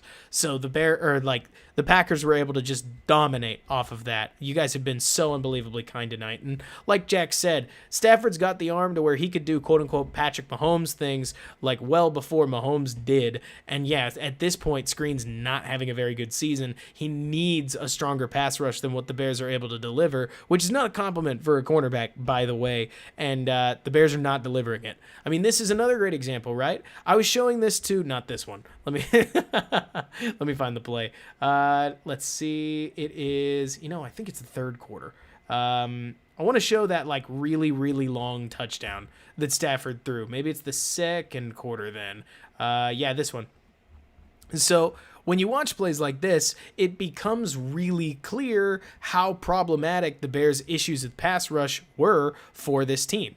Because in one sense, the receiver just beats Fuller deep. I mean, sure, he does. Like, at some point, even when you're dropping in coverage like this, you're going to occasionally give up one-on-one problems. In this moment, it looks like Fuller hand fights with the guy. Maybe he thinks that the play is over. There's actually a chance that Fuller, who, remember, because he's a defensive back, he's just watching the receiver. He might think when this receiver slows down just a hair right there that the play had ended because you're at about a count of 4. But either way, he throws his hands off of him, and unlimited, I would let it go if I was a referee, but I'm also cool with hand fighting. When the defender does it, I'm cool with that too. And he beats him. But one-on-ones are bound to happen sometimes. Like Jack's kind of saying. I mean, I think we've all seen this, right? If this was Darnell Mooney who made a break down the field, we wouldn't necessarily say the corner sucks. Like, it's not a good play. It's not something you want to see, but Fuller makes so many plays that occasionally he is going to lose a one-on-one. In my opinion, where this really hurts is when you watch the tight camera, you're going to see the Bears completely lose contain on this play because Akeem Hicks is a gambling man. Akeem Hicks is not somebody who likes to play contain football, which, in case anybody's curious about what contain means, oh, thanks so much. Is it Ian? I can't remember. But yeah, I must just be reading it wrong. But so, anyways, when I talk about contain, which is sort of important because the Bears are terrible at containing the quarterback, what that generally means is that the Bears are trying to apply a pressure on the passer, sure, with all four guys cutting inside. But what they're also trying to do at the same time is to make sure that the quarterback doesn't scramble. They're trying to make sure that oh, gotcha. They're trying to make sure that like Nichols covers this lane and this lane, Hicks covers this lane, and then the edges cover the edge. What the Bears do instead is that Hicks starts outside and works inside. Nichols decides this is a great opportunity for an impromptu stunt, tries to cut up the middle, with Hicks taking also a stunt right outside, and Stafford steps up in the pocket quickly and says, "Oh boy, I have a ton of space out here." And now, take a look at this. Like, at this point, Stafford is too good a quarterback to give this much room to. Eventually, he's going to beat you. And Stafford, in this setting, makes a really gorgeous throw that sure, Fuller doesn't defend it like you'd want him to. And it's not a bad rush by Mack. I'm not trying to kill Mack when I say it. Like, Mack beats his man. Absolutely. He cuts right through it. But because Hicks doesn't contain his man, if Akeem Hicks is standing right here, then Stafford can't roll out to his right and has to step up into Bilal Nichols. But instead, because Hicks decided to pull off an impromptu stunt, he's not there. This is where the Bears' containment problems have also hurt their pass rush, because all of a sudden you've got four guys away from the quarterback. The quarterback runs into free and wide open space, and it's not good. But yeah, he makes a play. We'll get to the Nichols or INT. Right now, I know a lot of Bears fans want to know like what's going on with the defense. And from what I am seeing, the issues stem largely from the pass rush and largely from, I mean, they're getting beat by play action, but so is everybody. Like, we're hitting the point where if you take a look at league-wide scoring, let's see this, NFL offense, or let's go team offense stats. When you take a look at stats across the NFL, ESPN should be fine. I hope this works. And you take a look at like points per game, the average NFL offense is scoring somewhere around 25 points. So this isn't even 2019. In 2019, this figure was 21 points. Like, the average NFL offense was scoring 21. So this is kind of ridiculous. Like, we're seeing offenses spike a lot, meaning that there's a point where you've got to say, hey, okay, we've got to expect this. But also, this is where I look at the pass rush, and I think it's just not good enough. Partially because the contain isn't where I'd like it to be. They're not able to keep the quarterback in the pocket, but they're also not able to create pressure when they're not stunting, which is problematic. Like, you look at it, or a pass rush that's paid, I'm going to say it one more time before it gets really obnoxious, about $50 million, and you just want more from that front, or from the rule of three that I talked about in that video that I made in the offseason. And then you see the occasional play where the Bears are able to break through and get a sack, and it's able to end a drive, which is great, ideal. Like, this is awesome. This play made by Nichols. But it's the sort of thing where I really do watch this defense, and I just feel like we keep seeing guys get victimized all over the place. Like, in this moment, they play man, and they're able to cover it. So, like, I don't know. I guess I do. Like, the trouble is that when your pass rush isn't excellent, your coverage needs to be excellent. And the Bears' coverage early in the season was really, really good. But the scheme seems to be getting solved right now. And in this moment, the Bears blitz. Mack gets a nice inside rush, moves Stafford off his spot. Nichols cuts over and cleans up the sack. Like this is better team pass rush. And it's funny because Khalil Mack doesn't have a generational game, but he does beat his man a lot. Stafford's just able to deal with it because, like, on the one rush where Quinn makes pressure or where Quinn creates pressure, nobody else does. And normally you need one or probably two guys to create pressure, especially with a quarterback that can at least move in the pocket to some capacity. But yeah, like you're saying, G, stay in your gap. And the Bears don't really do it. I actually think Akeem Hicks is a real problem when it comes to gap integrity because he tends to leave it a lot. And it's weird. It's real weird because, Jack, exactly like you're saying, like, it's a decent Mac game where, sure, I think you're saying rewatch, right, Elon? We'll get there. It's a decent Mac game, not a good Mac game because he's paid $23 million and it's incredibly hard to set expectations for an edge rusher that's paid that much. I get it. Like, I want him to do more too. Nichols on this play just sort of launches himself at Stafford, but Nichols does exactly what he should in this setup where he off of what looks like, let me see, I think that's Nichols right there. Yeah, so Nichols gets just enough sway on his man to where he realizes he can cut over and just goes and makes the play. But, I mean, Marcus, that's brutal, but not untrue, because whether Goldman is as great a pass rusher or not, there's a question at this point especially about what are you going to do with a lot of these defensive players. And, Brandon, you got to wait. Unfortunately, you can't really get Quinn off the books because, well, he's signed for about 2.5 years with guaranteed money. It's very hard to get rid of him, especially because it's not that the cap's so tight, it's that he's so unproductive that I don't know anybody who'd want him. He's being paid like a top edge rusher at this point, and he's not playing right there, or he's not playing very well. I don't necessarily think, Steven, that we need to move back to a 4-3. I don't know if that would help, but I do think that, again, what I think is that offense cures everything. I think that defenses in the modern day NFL, they're going to give up a bunch of points sometimes. I mean, I think the Colts defense is really, really, really good, but at some point I'm looking at a lot of these guys, or at a lot of these defenses, and even the Colts defense, what did it give up, like 40 the other week? I know it gave up 30 the other week, where a lot of defenses in the NFL, they just get burned at some point. And the Bears have gotten burned like a couple of times, and they've still got defensive talent that on individual plays will shine through and make a nice play, like on this one where Roquan Smith's going to track all the way over and get the running back out of bounds at the 1-yard line. But at the same time, even a Detroit defense that I've already said a couple times this stream effectively had nobody to work with. Even they were able to make some pretty nice plays here and there because it's the NFL, and sometimes you just kind of will.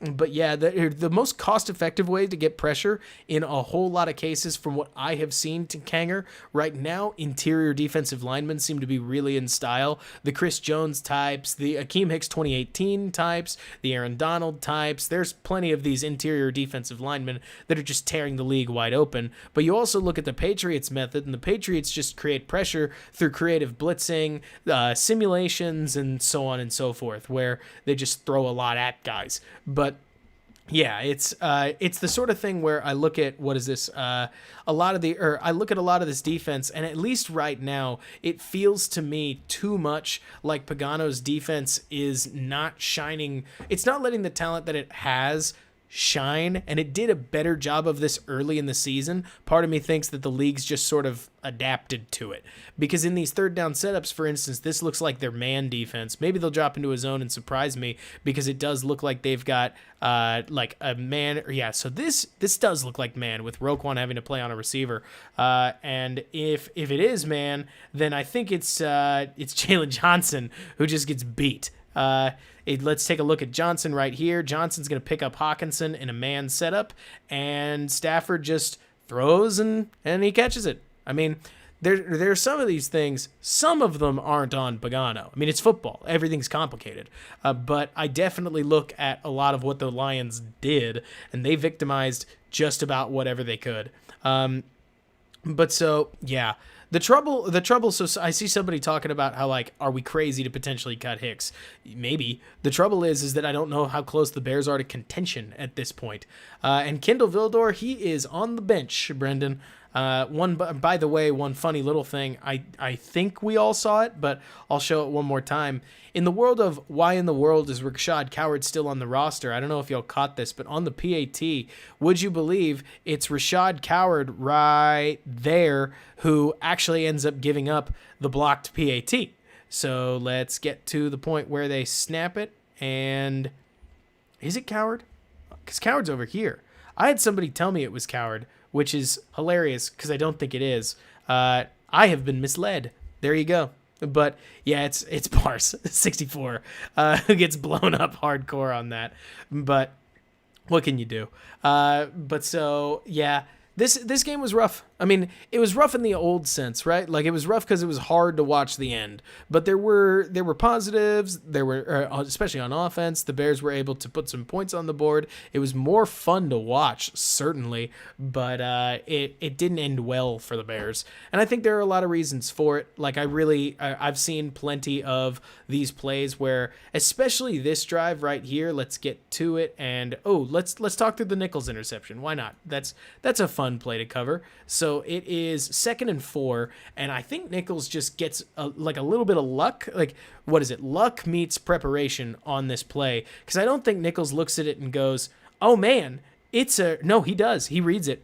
So if you watch Nichols on this play, he is rushing this way naturally, but in this moment, he identifies, oh, this is a screen, and just Stafford throws him the ball. And don't get me wrong, Stafford shouldn't throw this. Like, this is a setup where when you've got a defensive lineman that's this close, because at this point he's just rushing until he figures out, okay, now I'm in the right place, Stafford probably doesn't need to be throwing it and probably doesn't see him. But at this point, somebody tell me which play that is, because I must have just like been getting water or something. I don't remember seeing it. But yeah, LB's what are we talking about? 4-3-3-4. Sure, some people could play 4-3, but shifting schemes like that is a big difference. A 4-3 defensive end is not a 3-4 outside linebacker, and their responsibilities are really different.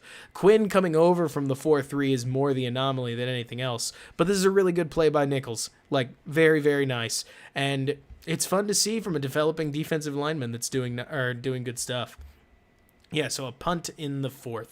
Were we punting? Were they punting? I'm assuming we were punting, unfortunately. Let's see. Is it this one? Let's walk through stuff.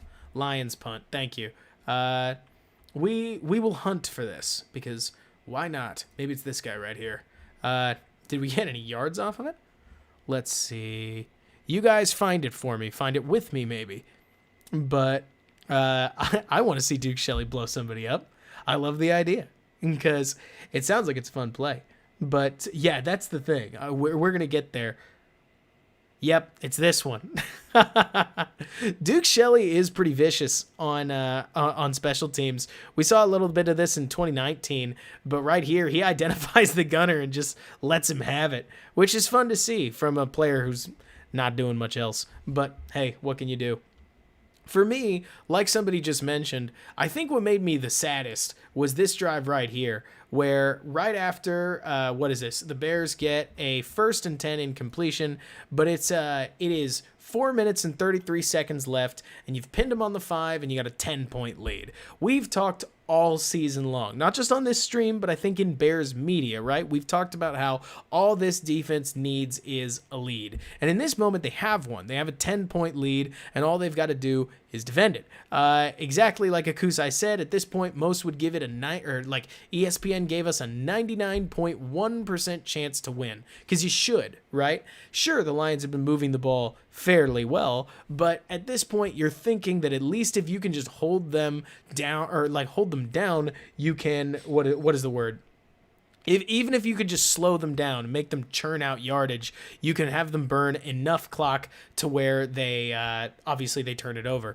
And in this moment, hey, look at that. Quinn actually gets some pressure, forces a throw that's not the best. Lion has to lay out for it. Roquan probably would have been there to lock down like a 6-yard gain, maybe 8-yard gain, but either way, the Bears get an incompletion, and from here, things really start to fall apart, right? I think this is going to be Screen getting targeted. Call it a feeling. No, it's not. It's Trevathan. So on this play in particular, it looks as if Pagano's going to drop into that same zone they usually do. The Lions throw what looks like a play-action fake to get the linebackers moving, and at that point, it's Hawkinson versus Trevathan in space, and this is where, like, it's not even necessarily... Hey, actually, you know what? I'll call it what it is. In the way the Bears like to run their 3-4, this is where you want a linebacker that can cover better than Trevathan can. Sure, he gets suckered by the play-action fake, but on these kinds of big downs, Trevathan even recognized it and just couldn't match feet. Like, watch this. Because we'll see it, right? If you watch Trevathan right here, you're going to see that he's watching the fake the whole way, and by the time he recognizes that it's a passing play, which is kind of already happening as he understands he's in his zone, he can't keep up with Hawkinson as he tries to execute the pass off, and Stafford buzzes the ball right by him, makes it look wide open because it is wide open, and they're able to cruise for another 15 yards. And from there, it really did feel like at this point, I was amazed to see the defense just like let everything go. If I had a redo, I'd probably have kept Kwiatkowski. I remember I tried to defend the Trevathan deal as a good deal because I like the Bears, and I end up being a little too optimistic sometimes, unfortunately. But on this play, it looks like, yeah, I think you guys can see it. The Bears, they understand the Bears are going to keep running a lot of these man zone concepts, so they've got two linebackers sitting underneath. They've got Buster Screen kicked way, way, way off the ball, and it looks like the Lions just bring a guy into space. Screen gets toasted, and boom. So let me see. Marcus, I have no idea. Like, and that's the thing, Akusai. When I was praising the Trevathan deal, I thought it'd be cheaper, right? I thought that keeping Danny Trevathan would at least be the cheaper option, and that Kwiatkowski had played himself off the Bears, but they ended up taking roughly the same contract, which is weird, but maybe it's just a Ryan Pace special at this point, because he paid a lot for a player that is aging in front of our eyes, and there's only so much Trevathan can do, but it's not what you want in a coverage setup. And right here, if you watch, this is wild, because if you watch Screen, he actually started with what's called inside leverage and would have been giving the Lion what he wanted, but the Lion, right here, the receiver, gets Screen to commit to that outside footwork before breaking back inside and toasting the nickel corner, leaving Danny Trevathan with nothing he can do there underneath the zone. This is a play where you just want Screen to be better. But yeah, trouble. And Pace does seem to love overpaying. I don't know, Marcus, if the defense is quitting. I think that's hard to tell. I think the defense quit in the Packers game, but I said this at some point, and it's not an excuse. If I had the Bears offense on my team and we were down 30 points, or what was it, 10-41, I'd probably let my hands off the reins too, but I'm also not being paid millions of dollars, so I'm the wrong person to ask. They quit. In this game, I actually think they're just getting figured out. Like, I really do. At this point, I think that it's easy in this moment, for instance, to identify, hey, let's just get Buster Screen. And Stafford sits back in the pocket. He's probably got about 3.5 seconds to let this ball go because it's not a crowded pocket, but he just stays patient, lets the ball go on a longer developing route. Like, certainly this route is not short and the guy doesn't get open immediately, but it's super duper open, which is not what you want, to say the least. So now the Lions, in about 4 plays and 45 seconds, have moved the ball 35 yards, which is not what you want at the 4.5-minute mark. And from there, the Lions just keep on cruising. Look at how long Stafford has to make this throw in particular. Like, this throw takes forever. I wish that I had a timer. Maybe at some point I'll find a way to get like a timer on the screen because I'm dying to know. But in this moment, Stafford just waits and waits and waits and throws, and the throw is really good. Danny Trevathan gets, what is this? I think it's Amendola that works him right there, and Trevathan definitely makes Stafford make a tough throw. Amendola makes a tough catch, but again, I keep looking at this stuff, and I'm like, where is the pass rush? Like in this moment, you want Khalil Mack to be, he gets chip blocked, sure, but like you want the pass, or you want the pass rush to get a little closer. You want these guys to at least be providing some kind of pressure, and instead it feels like maybe they were just tired. Maybe they were like, I don't care about the excuses at this point. It's the end of the game, and you're looking for a little bit better than that. Which I bet if we timed it, it was close to a 4, maybe 4.5 second throw. And from there, Stafford picks up another 17 yards. They keep marching down the field. So at this point, the Bears start to look like they're going to drop into a zone sort of look, and they do. And from there, Stafford picks up a quick and easy 5 yards. Want to watch the play again. But so let's see. Yeah. At this point, Johnson breaks not badly, but not well. This is one of those easy NFL 5-yard sort of like in routes that, especially with Johnson playing sort of off coverage, sitting out here, drops back to there. It's cover 3-ish, like a man match kind of thing. He ends up giving up the yardage. That's not so bad because at least the clock is moving. That was only, yeah, okay, so it's second down, the clock's moving. That's the sort of play you're okay giving up in this setting. Not that, where again, the middle of the field is just wide open, and the Lions are starting to just manipulate the Pagano defense and take advantage of the fact that Buster Screen is really struggling. And in this moment, they actually go with more of a zone look. I was expecting it to be more man-based. It's not. So Screen's going to drop back, and effectively, this guy right here seems to get lost, and Screen doesn't pinch in enough to necessarily cover him.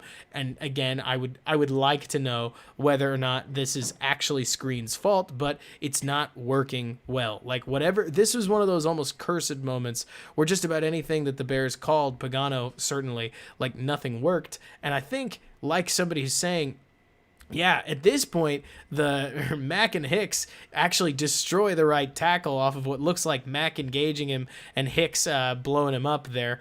But it just doesn't create any pressure. And Stafford's able to just sit in the pocket with kind of nobody near him. And remember, NFL quarterbacks are pretty tough guys. Like, in most cases, they're okay. You look at Foles' highlights, you certainly see this. Most of the time, they're willing to make a throw within, or like with some bodies around them.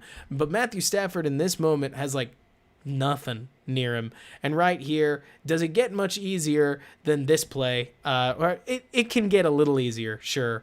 But at this point, the Bears then cap off the drive with Jalen Johnson having yet another rookie moment as he doesn't carry the vertical runner near well enough. He gets what looks like 2 steps on him. Stafford lays a nice and easy ball into the end zone, and bad. Well, let me see. Trevathan, on which play? Gibson guards grass here, hardcore, because Gibson's not covering anybody and nobody's near him. He just sort of sits there. You'd like to see your safety fade back. I have no idea whether this is, again, one of those where like Gibson is the problem, but Gibson sits there, guards nobody in particular. Stafford steps up in the pocket, actually has some pressure to deal with, and makes a really, really nice throw. Yeah, Gibson does nothing. I do think that Gibson was I do think Jalen Johnson was ultimately expecting help. I'll tell you guys that when a player gives up a touchdown, a whole lot of the time they're going to look for somebody who could have helped them out. I do think Jalen in this setup, for instance, isn't trailing the guy perfectly. So, like, I think Jalen probably should have carried him a little bit better. And in this moment right there, matched feet. But hopefully that improves as he grows up. I don't think he's supposed to just sit underneath. Maybe, but I don't think so. Either way, Gibson's definitely not there to help, which is problematic. And if we take a look at the tight option, actually the Bears generate a little bit of pressure here, just like a little bit, but Stafford's able to make the throw anyways because he played a pretty good game. And from there, the Bears obviously lose for reasons that we talked about. This is a tough one, guys. Like, there's a lot here, lot to unpack, but not a lot of great, partially because a whole lot of these offensive things that went well, a lot of it feels like it was because the Bears were playing the Lions. The Lions aren't very good. And on the defensive end, a lot of the things that went poorly actually seem like there's something that Deshaun Watson and the rest of the Texans are going to be able to generate too, because the Lions were able to do this. Like, that's Marvin Jones, their best receiver at the time, who is not their number one receiver, but man, it doesn't feel like the Bears have what they need to deal with a mobile quarterback in Deshaun Watson, somebody who can navigate pressure that the Bears aren't really providing much. And when Deshaun Watson's been given opportunities to pick apart zone defenses, he's done so pretty well. So if the Bears can't score on the Texans, which I think is going to be a tougher task than scoring on the Packers or scoring on the Lions, I think they're going to be in trouble. And so we'll see what happens, but this is definitely not a matchup that I'm like super excited about, and it's one that I would like to I'm gonna watch it. Obviously, I'm a Bears fan. It's one of my favorite things to do is watch Bears football. But this is not a game that I think Bears fans ought to like get super jazzed about, because while they are one game out of the playoffs, I think that Deshaun Watson, much like Matthew Stafford and frankly like Aaron Rodgers, is going to more than likely take the defense, score about 24 points, and I don't think the Bears offense can match. If you asked me right now, my optimistic side of my brain says that the Bears lose 13-24. But then part of me thinks that maybe the Bears offense could score as much as 17, maybe 20 points, and that the Texans could score upwards of 30, depending on whether they quit on the Bears like coaches or not, which unfortunately at this point remains to be seen because the Bears are on a 6-game losing streak. And did you guys know that they've literally never beaten the Texans? That's a weird little just data gimmick that I didn't actually know about, but it's kind of where I don't know if they're going to get their first win here as Deshaun Watson faces the Bears for, is it the first time in his career to do so? I think it is, but yeah. It's a tough situation, but at this point, I'm totally open to questions. Ask me anything, whether it's about the Bears' future or about the Bears, about the Bears' future, about this game, about their offense, their defense, special teams. I'll do my best to answer. You guys have been awesome tonight, and if nobody has any questions, sure, we could close up early, but at this point, I think we've reviewed the Bears game pretty well, but I'm open to just taking whatever questions you have.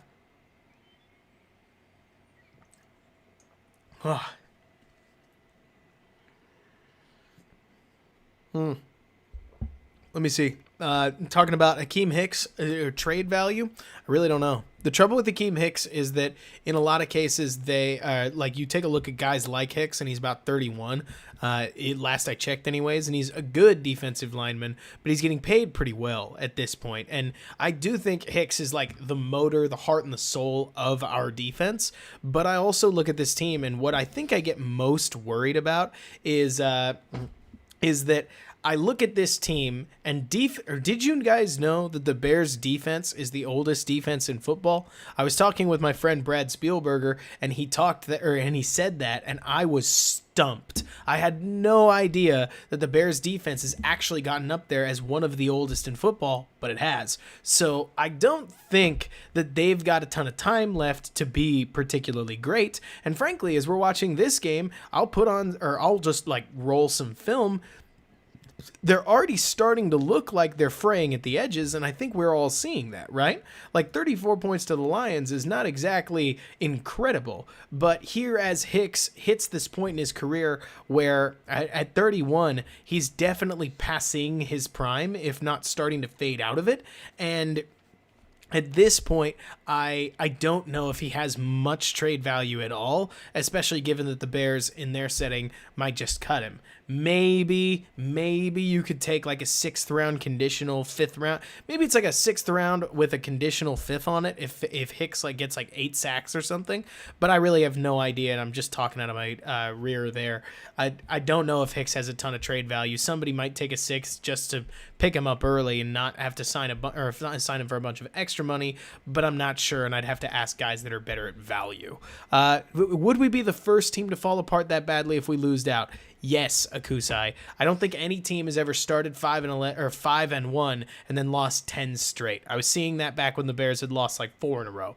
But I'd need to go back and check with the like ESPN style stats that are just sort of goofy, kooky. The stats that say like, in a 62-degree game or where the wind is blowing 30 miles an hour to the left, Mitch Trubisky's actually the greatest quarterback in football history. That sort of thing. I don't really know, but I think that the Bears would be the only team to fall apart that rapidly. And I don't take personal blame, but I will point out that video that I made, the goofy one with the, another one bites the dust, that we have not won since then. And I do feel a little bad. And it's funny because I wanted to make that video after Tampa. But I didn't get it out, and instead I did the Mac highlight reel. And so when we won against Carolina, I immediately was like, "Yes, I can make that one.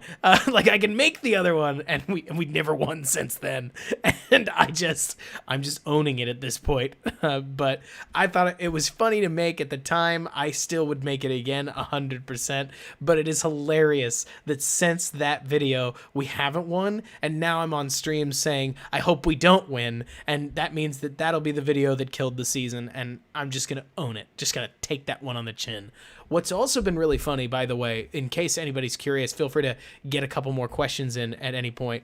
I look at a lot of this, the content's been funny because every time I've wanted to make a Bears video so far, things have gone bad afterwards. After the Carolina game, I wanted to put something together about how that was one of the better coverage performances I'd seen in a while, and I thought this Bears defense might, if it turned a couple of corners, start to rival great defenses in the future, and that didn't happen. I wanted to make a Tariq Cohen breakdown that showed just how good I think he is, and I do still think he's good, and of course he tore his ACL. I wanted to talk about how great Roquan Smith has been over the bye week, never got around to it, and in these last 2 games at least, Roquan Smith has actually kind of gotten picked on. It's been such a weird season, where every time it feels like something's going well for the Bears, it starts to go badly, and so that's been kind of goofy for content creators, but hopefully y'all are enjoying the streams enough, because yeah, exactly, Blazing. I feel like that stuff is happening all over the place, where, don't get me wrong, I am a Bears channel, and I know Jackson Kruger a little bit. I've seen a couple of his stuff, and it seems like he's started to realize that he can get a whole lot of Bears fans to click on his videos, and there's nothing wrong with that, because content is always weird in terms of the angling. You always kind of try to think about an audience as you're making something, and I do what I can to just try to be as objective as I can be. And I'm sure I'm going to be biased. I'm sure there are going to be plenty of things I'm wrong about. I'm sure. But I try at least to be as down the line as I can be. The breakdown that I am still to this day the most proud of is Foles. I really think I nailed him. Because if you remember, I said in a good system, he could play really well. In a bad system, he's going to play really badly. And so far, I think we've seen this with Mitch and Foles and others, that behind a terrible offensive line with a scheme that's all over the place, that he even complained to Brian Griese about the play calling. It has been rough for everybody. So then somebody talked about the trade value on this team. I think Kyle Fuller has some trade value, which is going to hurt to hear, I'm sure.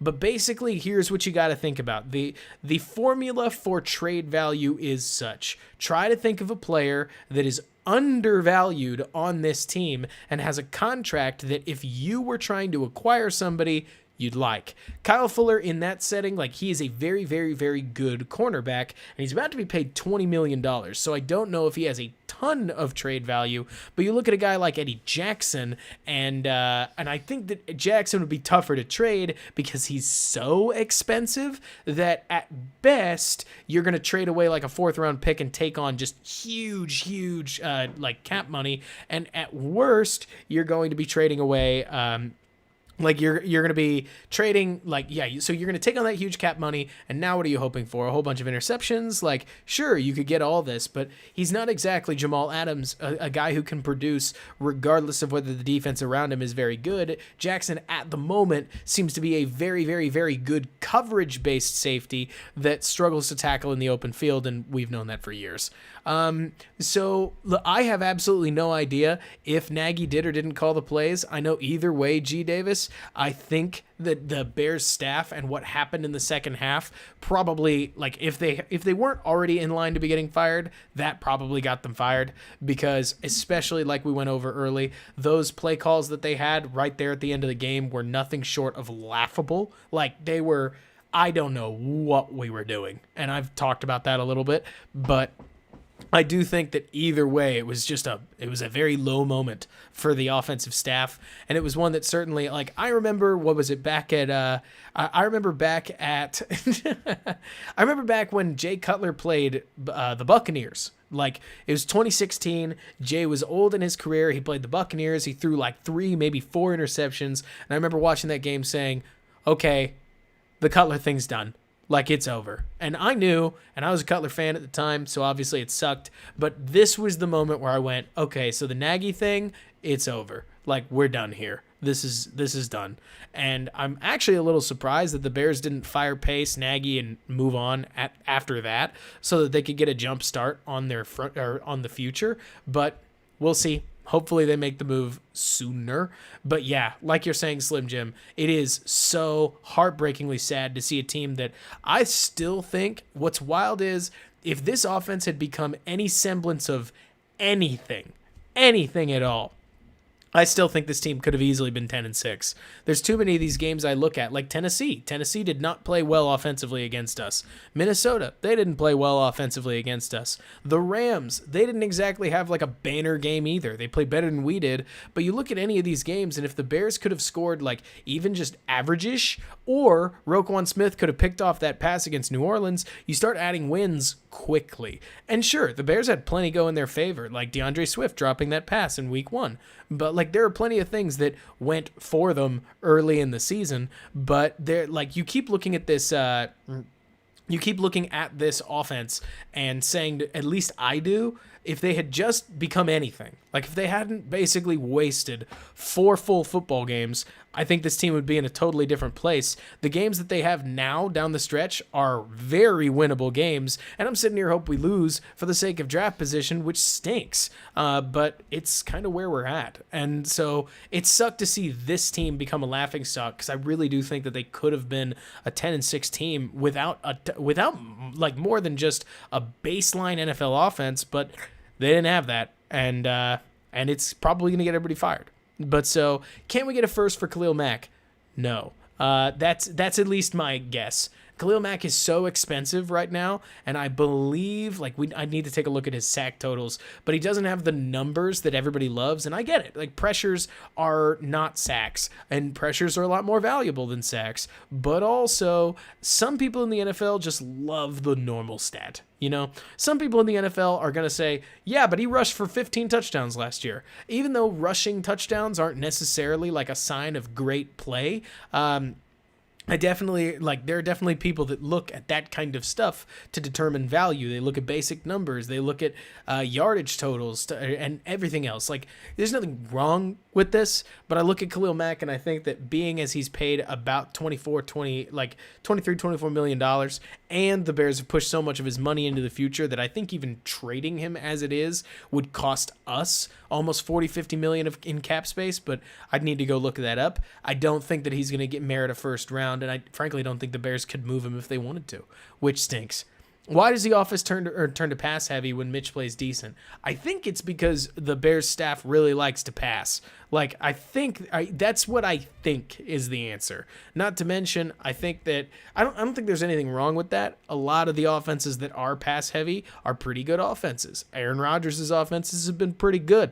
Tom Brady's offenses have been pretty good. Drew Brees' offense, pretty good. Like, there are a whole lot of these quarterbacks I could go through and say pass heavy offenses have been pretty good when when their quarterback is good. So I don't really know why they keep making Mitch like throw the ball 50 times a game. I don't know. And at this point, it's just sad whenever they do, because you should never be doing that. We even do that with Nick Foles, right? Where we give Foles 45 throws a game, and he goes out and beats the Buccaneers. But you shouldn't have Foles throwing 45 times a game either. So I don't know. But at some point, I think, just like in this game, it's the kind of thing that forces coaching change, and at least that's where we're at. Can we tag and trade A-Rob this season instead of just letting him walk? Well, remember in the NFL, if a guy gets paid enough, you get a pick for him. So as much as tagging and trading might work, with compensatory picks working the way that they do, if the Bears let Allen Robinson walk, and let's say he gets paid $18-20 million a year, then the Bears probably get a second or a third round compensatory pick. So you kind of did tag and trade him. You just didn't tag him. And so if somebody comes in and pays him at that tag value, the Bears then get the trade value, quote unquote, in a compensatory pick for next year. But even then, like, it gets bad because then the Bears don't have Allen Robinson, who a lot of fans can say, like, I think we'll survive without Allen Robinson. I don't. I think that personally, if you made me choose between Akeem Hicks and Kyle Fuller or Allen Robinson, and the Bears are drafting a young quarterback, I want Allen Robinson for the young quarterback more than I want the defensive weapons. Because as good as the defensive weapons are, defense is in a weird state in the NFL right now, where just because you have Kyle Fuller and Roquan Smith and Eddie Jackson, who's an incredibly good cover safety. He doesn't get beat in coverage often, and when he does, the quarterback usually has to make a very nice play. He's very good in one-on-one coverage as an anticipatory safety, and a lot of people just don't throw at him. Good quarterbacks do. Average and below quarterbacks just don't. But the trouble is that defense in the NFL is an 11-man game. If you have Tashawn Gibson, eventually he's going to get targeted. Screen's going to get targeted. Trevathan's going to get targeted. And there's nothing you can do. Like, having Roquan Smith doesn't save Trevathan from getting targeted. Having Kyle Fuller doesn't save Buster Screen from getting targeted. Whereas on the offensive end, having Allen Robinson means you can choose to throw to him pretty much whenever you want to. And if the defense takes him away, hey, at least they committed a bunch of resources to doing that, and your quarterback can look elsewhere. The better way for me to put this is this. If the Bears are taking a rookie quarterback this year or next year, he needs weapons. One thing that I will absolutely agree with anybody with is Trubisky's 2017 season shouldn't be something that you look at and say, he sucked, because he had nothing. He had an incredibly average at best offensive line and no receiving talent whatsoever. The 2018 season was pretty good. The 2019 season is really where I think Trubisky criticism heats up, and that's me trying to be as fair to him as possible. And then I don't think he had great weapons, but he had enough to work with. If you take Allen Robinson off this team, no, I don't think Darnell Mooney is good enough to be a wide receiver number one. I don't think Anthony Miller necessarily needs to be in the future plans at wide receiver. He doesn't need to be there, and I think Allen Robinson's a much better option in that capacity. Let me move my cat here. He's about to step on everything. Cosmo, what are you doing? This is my cat, guys. His name is Cosmo. I don't know if this is last year. I think next year might be his last year, because he was drafted in 2017. No, it wasn't 2017, was it? Was it 2018? I think Anthony Miller was drafted in 2018, but I'm just totally going off the top of my head. 2018. So he's got a little bit. He's got next year, and I think he's got the year after that too. No, he's got next year. It's just next year. This is his third season. I'm going to give Cosmo away. Thank you, honey. But yeah, we just got him recently. He's not very old. But so quarterback next year rather than this year. That's a good question. I don't know. I have had different people express different ideas. I was just on Rule of Three, and I need to. Brandon, I totally get that. I totally get that feeling, and hey, it was a big win, probably fun for a lot of Detroit fans, and I feel like it was comeuppance for week one, so I get that. So back to quarterback this year, next year, right? It's a complicated question. Immediately, as soon as the Bears win a game, bang, quarterback next year, not this year. Because if the Bears win, they're either going to need to trade up a lot, or they're going to have to, like Steven said, to focus on Mac Jones, Kyle Trask in round 1, and I don't think that's worth it. I think at that point, you can stock the cupboard at offensive tackle. One thing that I think is incredibly rough, I think the hardest part about this draft versus next year's draft is that my bias is that I don't really want to watch the Bears waste a season. I don't necessarily want to see the Bears have one of those gut the team years where we already know the instant we're coming in that we're going to lose a bunch of games, and that's just how it is. Because like Foles envision a team, right, where we get a brand new offensive tackle who's like really good, and we get a new guard, and we get another running back to add to the stable, and we get another wide receiver in like the 4th round, really beef up the offensive line, maybe even add like a move tight end, and our quarterback is Desmond Ridder from Cincinnati and Nick Foles. And those are our quarterbacks. So Ritter comes out of like the 5th round or something like that, and then we just invest a bunch at offensive tackle. It's a boring season. That doesn't mean it's wrong. Actually, it would be a better nest for the future quarterback in 2022 that we draft that would ultimately be near, like he'd be able to enter a enter an offense that had a better nest built for him compared to, say, like Zach Wilson, who you could draft. Let's say the Bears traded up. They trade. Let's say the Bears trade next year's 2nd round pick to trade it away. Gracious, guys. Sorry about this. Falling apart. But so let's say the Bears trade away next year's 2nd round pick to move up in the draft and draft Zach Wilson. Now Zach Wilson jumps into the team with an aging Charles Leno as his left tackle, who's like at this point at best the 20th, maybe 19th best left tackle in the league, and at worst he's like the 25th. You can do worse than Charles Leno. I know everybody loves to hate on him, but you can do worse than him. But he's definitely not being paid a whole lot of money. He's definitely not getting better anytime soon. And that's Zach Wilson's left tackle. And Bobby Massey is Zach Wilson's right tackle. And there's exactly like you're saying, Nikhil. I do think, I think it's Ritter. Yeah, I think Ritter could be like pretty solid. Don't get me that. But I think he could be all right. I don't know a ton about him, but it's more to talk about like, that could be the Bears' option, right? Kind of taking a dead year where they move a lot of the money that they have on the cap off the cap slowly just by aging a year. Goldman contract comes back and so on and so forth. But then you look at all this to say, the more that I look at it, a 2021 dead season where the Bears lose a bunch of games and set up to draft the future quarterback as they reinstate like the new regime, invest a whole lot at offensive line, and play Nick Foles, who you could do worse, and take a flyer on a later round quarterback might be pretty healthy. And if I had the choice between draft a quarterback this year or simulate the season and be at 2022 already, I would definitely do that, but I can't. And the idea of covering the Bears for another year where they don't have a quarterback and so on and so forth, I think it's gonna, I get hard pressed to cheer for it. Does that make sense?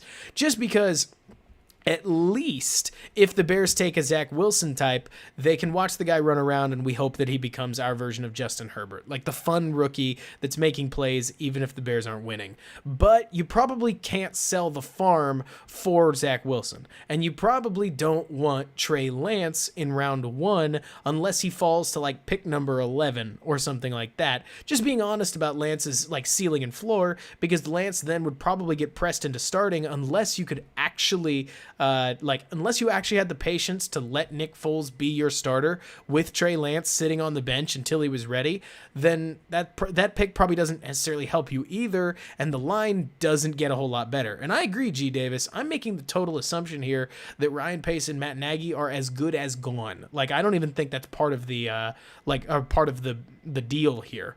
But like you're talking about, Akusai, that's the real struggle. You're not guaranteed a 2022 good quarterback either.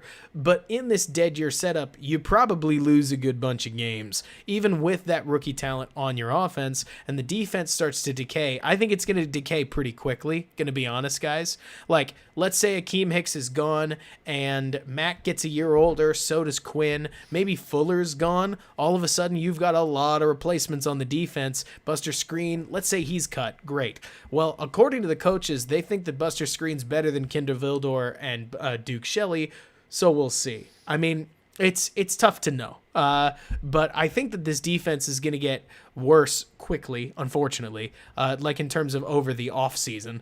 And like you're saying, Brandon, yeah, the defense hit its stride in 2018, and it's only gone a little downhill every year since then, which isn't great for future prospects. And if I had to look at this offense again, I would throw maybe one pick towards the defense, but load the cupboard on offense. And if you have the opportunity to draft your quarterback of the future, absolutely pull the trigger. But I would be pretty stringent on who that is. And if you have to push things into the future, like as in take that 2021 year to just sort of reset a franchise, that you look at Robert Quinn, you look at Danny Trevathan, you look at Khalil Mack, you look at even Charles Leno. There are a lot of guys on this team that Pace pushed all that money into the future. Jimmy Graham, another solid example of a guy who has who has money pushed into the future in dead cap situations and so on and so forth, and this and that and the other. And I look at a lot of that stuff and I think to myself, a 2021 year to reset the cap situation a little bit and try to get the Bears legs under them, you could do worse. Like, you really could. You could do a lot worse than that. It would just be hard, or it would be tough to watch, because that would mean for us Bears fans that we got a 2018 season that was a ton of fun, an absolute ball, and then a 2019 season that was extremely disappointing, and a 2020 season that was also extremely disappointing, and then we have to wait 2 years to be competitive again, which I think we can all agree, it's just not that fun an idea. But that's at least where I'm at. And exactly, like Brandon, I totally agree. If the Bears had a solid, I think the offensive line's a bigger deal than maybe you do. If the Bears had a solid offensive line that could keep Nick Foles or Mitch Trubisky upright consistently, or at least help them establish a running game, they might have actually been able to make some real noise this year. But between quarterback and offensive line, there's just not enough juice in the offense, and it's made them really struggle. But so yeah, that's the thing, G. Like a new GM where everything starts. I agree with you, Deadly. If we do somehow draft Zach Wilson, I think it's worth being hopeful. I think even if we draft Trey Lance and actually sit him for a year, it could be worth getting kind of excited, but like kind of excited. That's the thing. And like Jack's saying, Jack says we got to get a tackle with one of our first 2 picks. Yes. I mean, the trouble is that if you go back and you watch the Charles Leno breakdown that I did from last season, the part at the end I think is the most important part. The part where I talk about how tackles age like at around 30, right? So starting at around age 30, tackles start to decay, and unfortunately, in terms of the draft, it's extremely hard to find a quality left tackle outside of the first round. Like, even nowadays, where right tackle and left tackle are kind of the same, and most will tell you that they kind of, take on the same responsibility, you have to either buy your left tackle with a lot of money that the Bears don't have, or you have to draft him in the first round. So the guys like, what is it, like Samuel Costi, I think it is, Sam Costi, and other left tackles, I'm not going to lie, especially if the Bears win a game, draft around the 11th, not a bad pick. Like, you could do worse. Now, of course, I don't want a second-round quarterback, because unless they're Derek Carr, somebody with just gobs and gobs and gobs of talent, and yes, Cosme. Don't say Cosmo, that's my cat's name, Nikhil. But so you look at a lot of those kinds of guys, and you can see these offensive tackles, and I'd love to take an offensive guard too, where if we got a tackle in the first round and a guard in the second, maybe another tackle, like double dip on tackle, and then we went with a, like, whether it's a receiver in the third, don't go running back, but like receiver, tight end, a guard, you could do a lot of things with this draft on offense that could build the nest. Like, you could stock the cupboard, you could build this offense talent up, and then fix the quarterback next year. You could. The trouble is that I don't think Lance is going to get out of the first round. And if you ask me personally, one man's opinion, I think Fields, Lawrence, Wilson, and Lance are your franchise options in not that order, because I think it's Lawrence, Fields. Let me see if my hands are on camera correctly. So Lawrence, small gap to Fields. Fields is probably the first round pick in almost any draft outside of this one, but he's got Lawrence in front of him, so there's no way. And then I think that there's a solid gap between him and Wilson, who's still a franchise candidate. And then there's a pretty big drop, and right on the dotted line, like between potential franchise quarterback and maybe they could start, but they're probably not a franchise guy. Lance is like right above that, and he's just got so many question marks Trey Lance does, because he doesn't have a whole lot of sophomore film, and he's so young, and what we have seen from him is so good, and so bad. Like, there are these moments where you say, wow, this kid's a young kid that has a lot to work on, but at the same time, maybe he's an accurate version of Cam Newton that's slim and what is the word? Like, he's got great contact balance and so forth. Like, exactly like you're talking about, Nikhil. Actually, I need to make sure Steve McNair's like good. The trouble is that I look at a guy like Lance, and you could immediately end up with a Jordan Love situation with Trey Lance, or you could get a really good player, and you could get like a Cam Newton that's accurate, that's really accurate downfield. It's just a matter of what you do with him. And I look at I look at Nick Foles. People are asking, like, what do I think Foles would do with a good offensive line? I think he'd do a lot better. And Dave, believe it or not, I have an actual example of I have an actual example of Foles doing well, like with a good offensive line, and it's Philadelphia. When you look at what Foles did in 2017 and 2018 in Philadelphia, Foles made his weapons sparkle, and it's not because Foles is amazing. Foles is the guy who lobbed the ball up to Alshon Jeffrey, and Alshon Jeffrey pulled it down. And anytime Zach Ertz had to make a contested catch, he did. And then in 2018, Alshon Jeffrey dropped an easy ball that should have been a first down, and it got picked off. But you look at that offensive line in front of Foles, those guys dominated. They gave Foles all the time that he needed, and Foles went crazy with it. Then you look at the Bears, and when Foles played, in front of, I'm convinced, in case y'all are curious, that Foles, between Nagy's play calling, because I don't think Foles liked it, and the offensive line,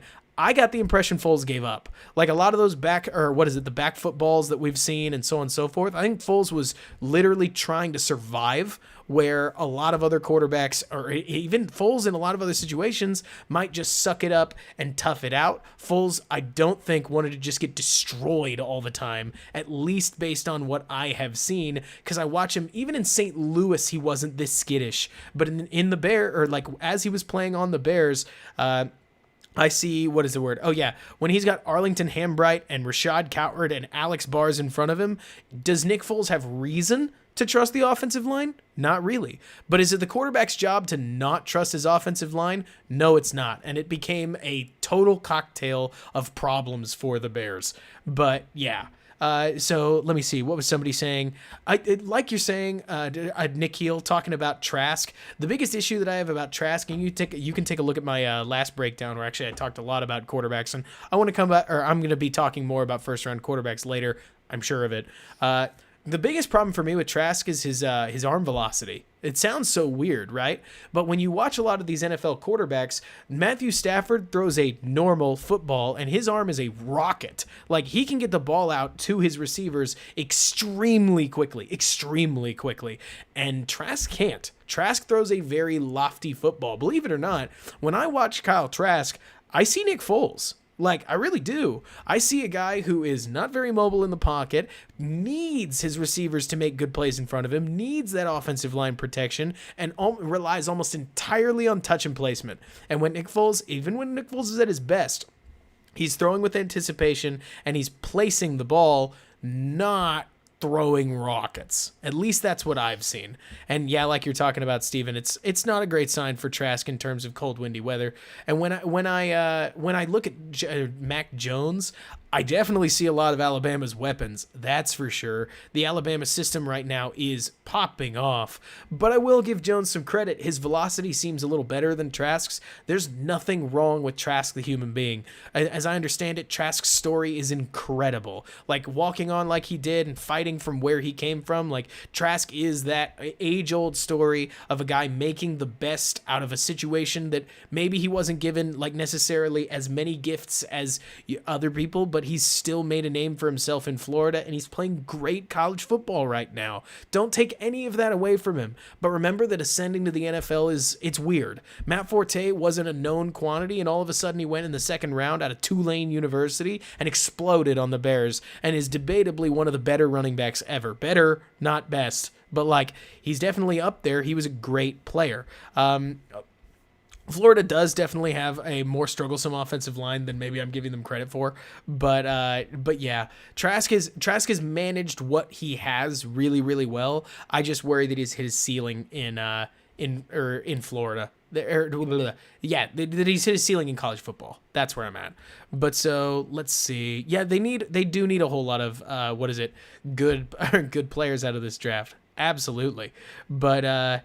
Oh, man, Tom Brady. I don't think Tom Brady improved his velocity. I'd need to go back and look. What I can tell you that's kind of goofy about Brady is that Brady is more of that Folesian thrower, right? Like, he's got more placement and accuracy and touch in his repertoire than he did, or than other players. Also, he played in a different era. Honestly, it's funny. If they had a redraft, I still think Tom Brady goes in the 6th round again.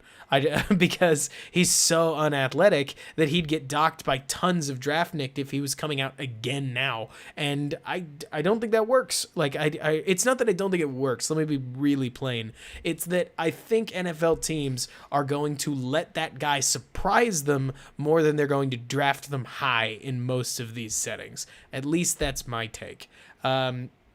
As far as the like Akusai is saying, and like Holy Samurai said or above, the Bears do in this 2020 draft, they need to get good players. It's easy to tell yourself that if we draft offensive line, we're probably going to get a good player, but you got to remember, with guys like Gabe Karimi and tons of other draft picks around the NFL, just because you draft an offensive lineman doesn't automatically make him good. So there is that, but the Bears need to find those. The Bears need to find those players that are going to contribute for them, especially on offense and especially on offensive line and that subset.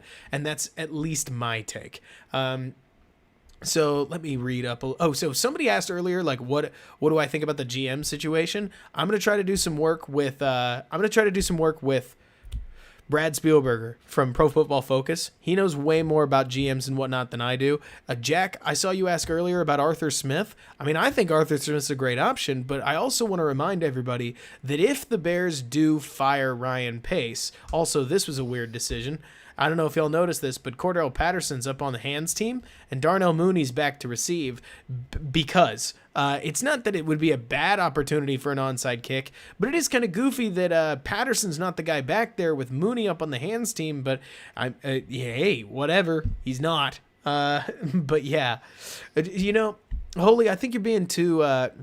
Samurai, I think you're being too hard on Leno. I really do. I think Leno's been fine. He's a left tackle, so when the Bears aren't good, he's not going to look good. When the Bears are a bad team, the left tackle looks bad because the left tackle faces the toughest assignment and gets beat. It's part of the game. On a lot of the snaps where Leno is, especially pass blocking, he can hold his own, but I'm not trying to be some kind of like crazy Leno apologist. I just watched a lot of left tackles last year and didn't realize just how bad most of them are, but at least that was my perspective. One thing I'll tell you, action, is it's funny because I feel like quarterbacks don't come off the scrap heap. Like, people don't necessarily try to reclaim a lot of these guys like they used to. They just move on and try to find somebody else. It wouldn't surprise me, because Nick Foles is sitting where he is, that the Bears would take a flyer on like a later round quarterback if they weren't going to draft a higher up one, and then they would just ride with Foles and the kid. But who knows? So back to what I was saying about GMs and coaches. The point is, because the Bears are looking for a GM, I don't really necessarily want to speculate too much about a coach, because I think that the coach is going to come from the GM hire. And I don't know a ton about GMs. Brad does. He knows a lot about GMs and whatnot. And at least what I have seen is that there are a lot of good potential GM candidates. It's going to be hard to know anything about who the Bears are going to hire, because it's such a different position, like GM, to evaluate prospects in. But once we see the GM get hired, I think we can start to connect dots for coach. At least that's where I'm at. Like, for instance, dreaming dreams of Arthur Smith and what Tennessee's been able to do on offense is great and all, until they hire a guy that has absolutely no connection to Smith and they go in a different direction. At least that's where I'm at.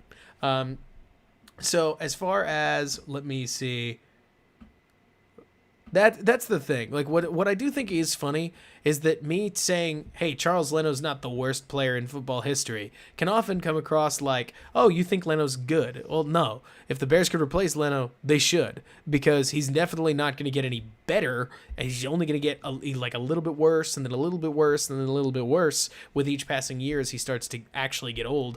And so upgrading off of him, at some point, it's got to happen. Right now, he's fairly affordable, but, I mean, that's it. And like when the best thing you can say about a guy is he's affordable, you already know that you're talking about a player that is not who you want to be your franchise left tackle. But so right now you need a franchise left tackle, you need a good right tackle, you need a quarterback, you probably need a move tight end. I don't know if Kmet's going to be the best or like tight end in history, which is hyperbole obviously, but you maybe want a tight end, maybe you don't. You probably want another running back. You want another you want another guard. Like, you could do, there's so many positions you could upgrade on this offense. It's a little ridiculous. And then you look at receiver, and what's your plan? Anthony Miller, Darnell Mooney, and Allen Robinson again, and that's it. Like, not bad, I guess, but it's not good. It's kind of more average than anything, which is a bummer because I love the Bears. And when I look at this roster, I am a little impressed every time I look at it at how poor of a situation they're in, but that's just sort of where we're at, right? All right, I'll take like one more question and then we got to wrap up. But yeah, anything, just shoot and let's see what we got. You guys have been phenomenal tonight. I hope you've enjoyed the stream. If you have enjoyed the stream, please hit the like button. Really helps me out. Not to mention, I would love to know any feedback that you have, things that could go better, things that could go worse. Feel free to DM me on Twitter at Robert K. Schmitz. That's if you have feedback, it's always helpful. But so I have no idea. Like, I think that Nikhil, if we did go the advisory committee route, I don't think more minds is bad in any capacity, if that makes sense. Like, building an advisory committee isn't a problem. Maybe you don't want Ernie Accorsi again, but I don't think that at any point building an advisory committee is an issue. Who would I want to man that advisory committee? Good question. I don't really know. But I do think that as much as it's going to sound to some people like Bears fans are just saying Louis Riddick because they like the guy, Louis Riddick is actually not a bad GM potential prospect. He knows a whole lot of guys. Like, he's worked in the NFL quite well over his time, and sure, he's on MNF right now, but that doesn't mean that he doesn't have the pro experience that you'd want in a GM. But hey, there you go. I don't think that's the thing, G. I don't think pancakes mean as much as anybody else or thinks they do, but that's a different battle to hash out. Guys, you have been awesome. Super fun hanging out with y'all talking Bears. And at this point, we're just going to wait and see what happens in the season.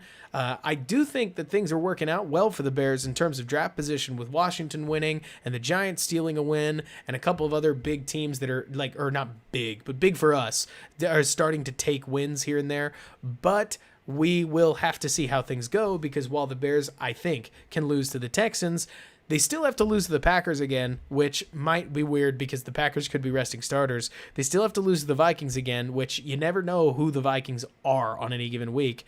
And then they have to find a way to lose to Jacksonville. So we'll see how it goes. But Denver definitely is the one that we need to watch. I think at this point, if you are like me, take the next 4 games, and you don't want to root for the Bears to lose, but it wouldn't be a problem if they did lose, because you could, like, again, 4 extra wins doesn't really help us, and this team probably isn't doing anything in the playoffs. At least that's where I'm at. But hey, there you go. That's at least my opinion. From there, the offseason will start, and this thing could go just about anywhere, but just keep your fingers crossed. The positive of this game comes from if the Bears do lose the rest of theirs, we'll look back at this one and say, hey, thank goodness we lost that one too, but I know that's sort of a morbid attitude. So until next time, Bears fans, bear down, and thanks so much for bearing with me.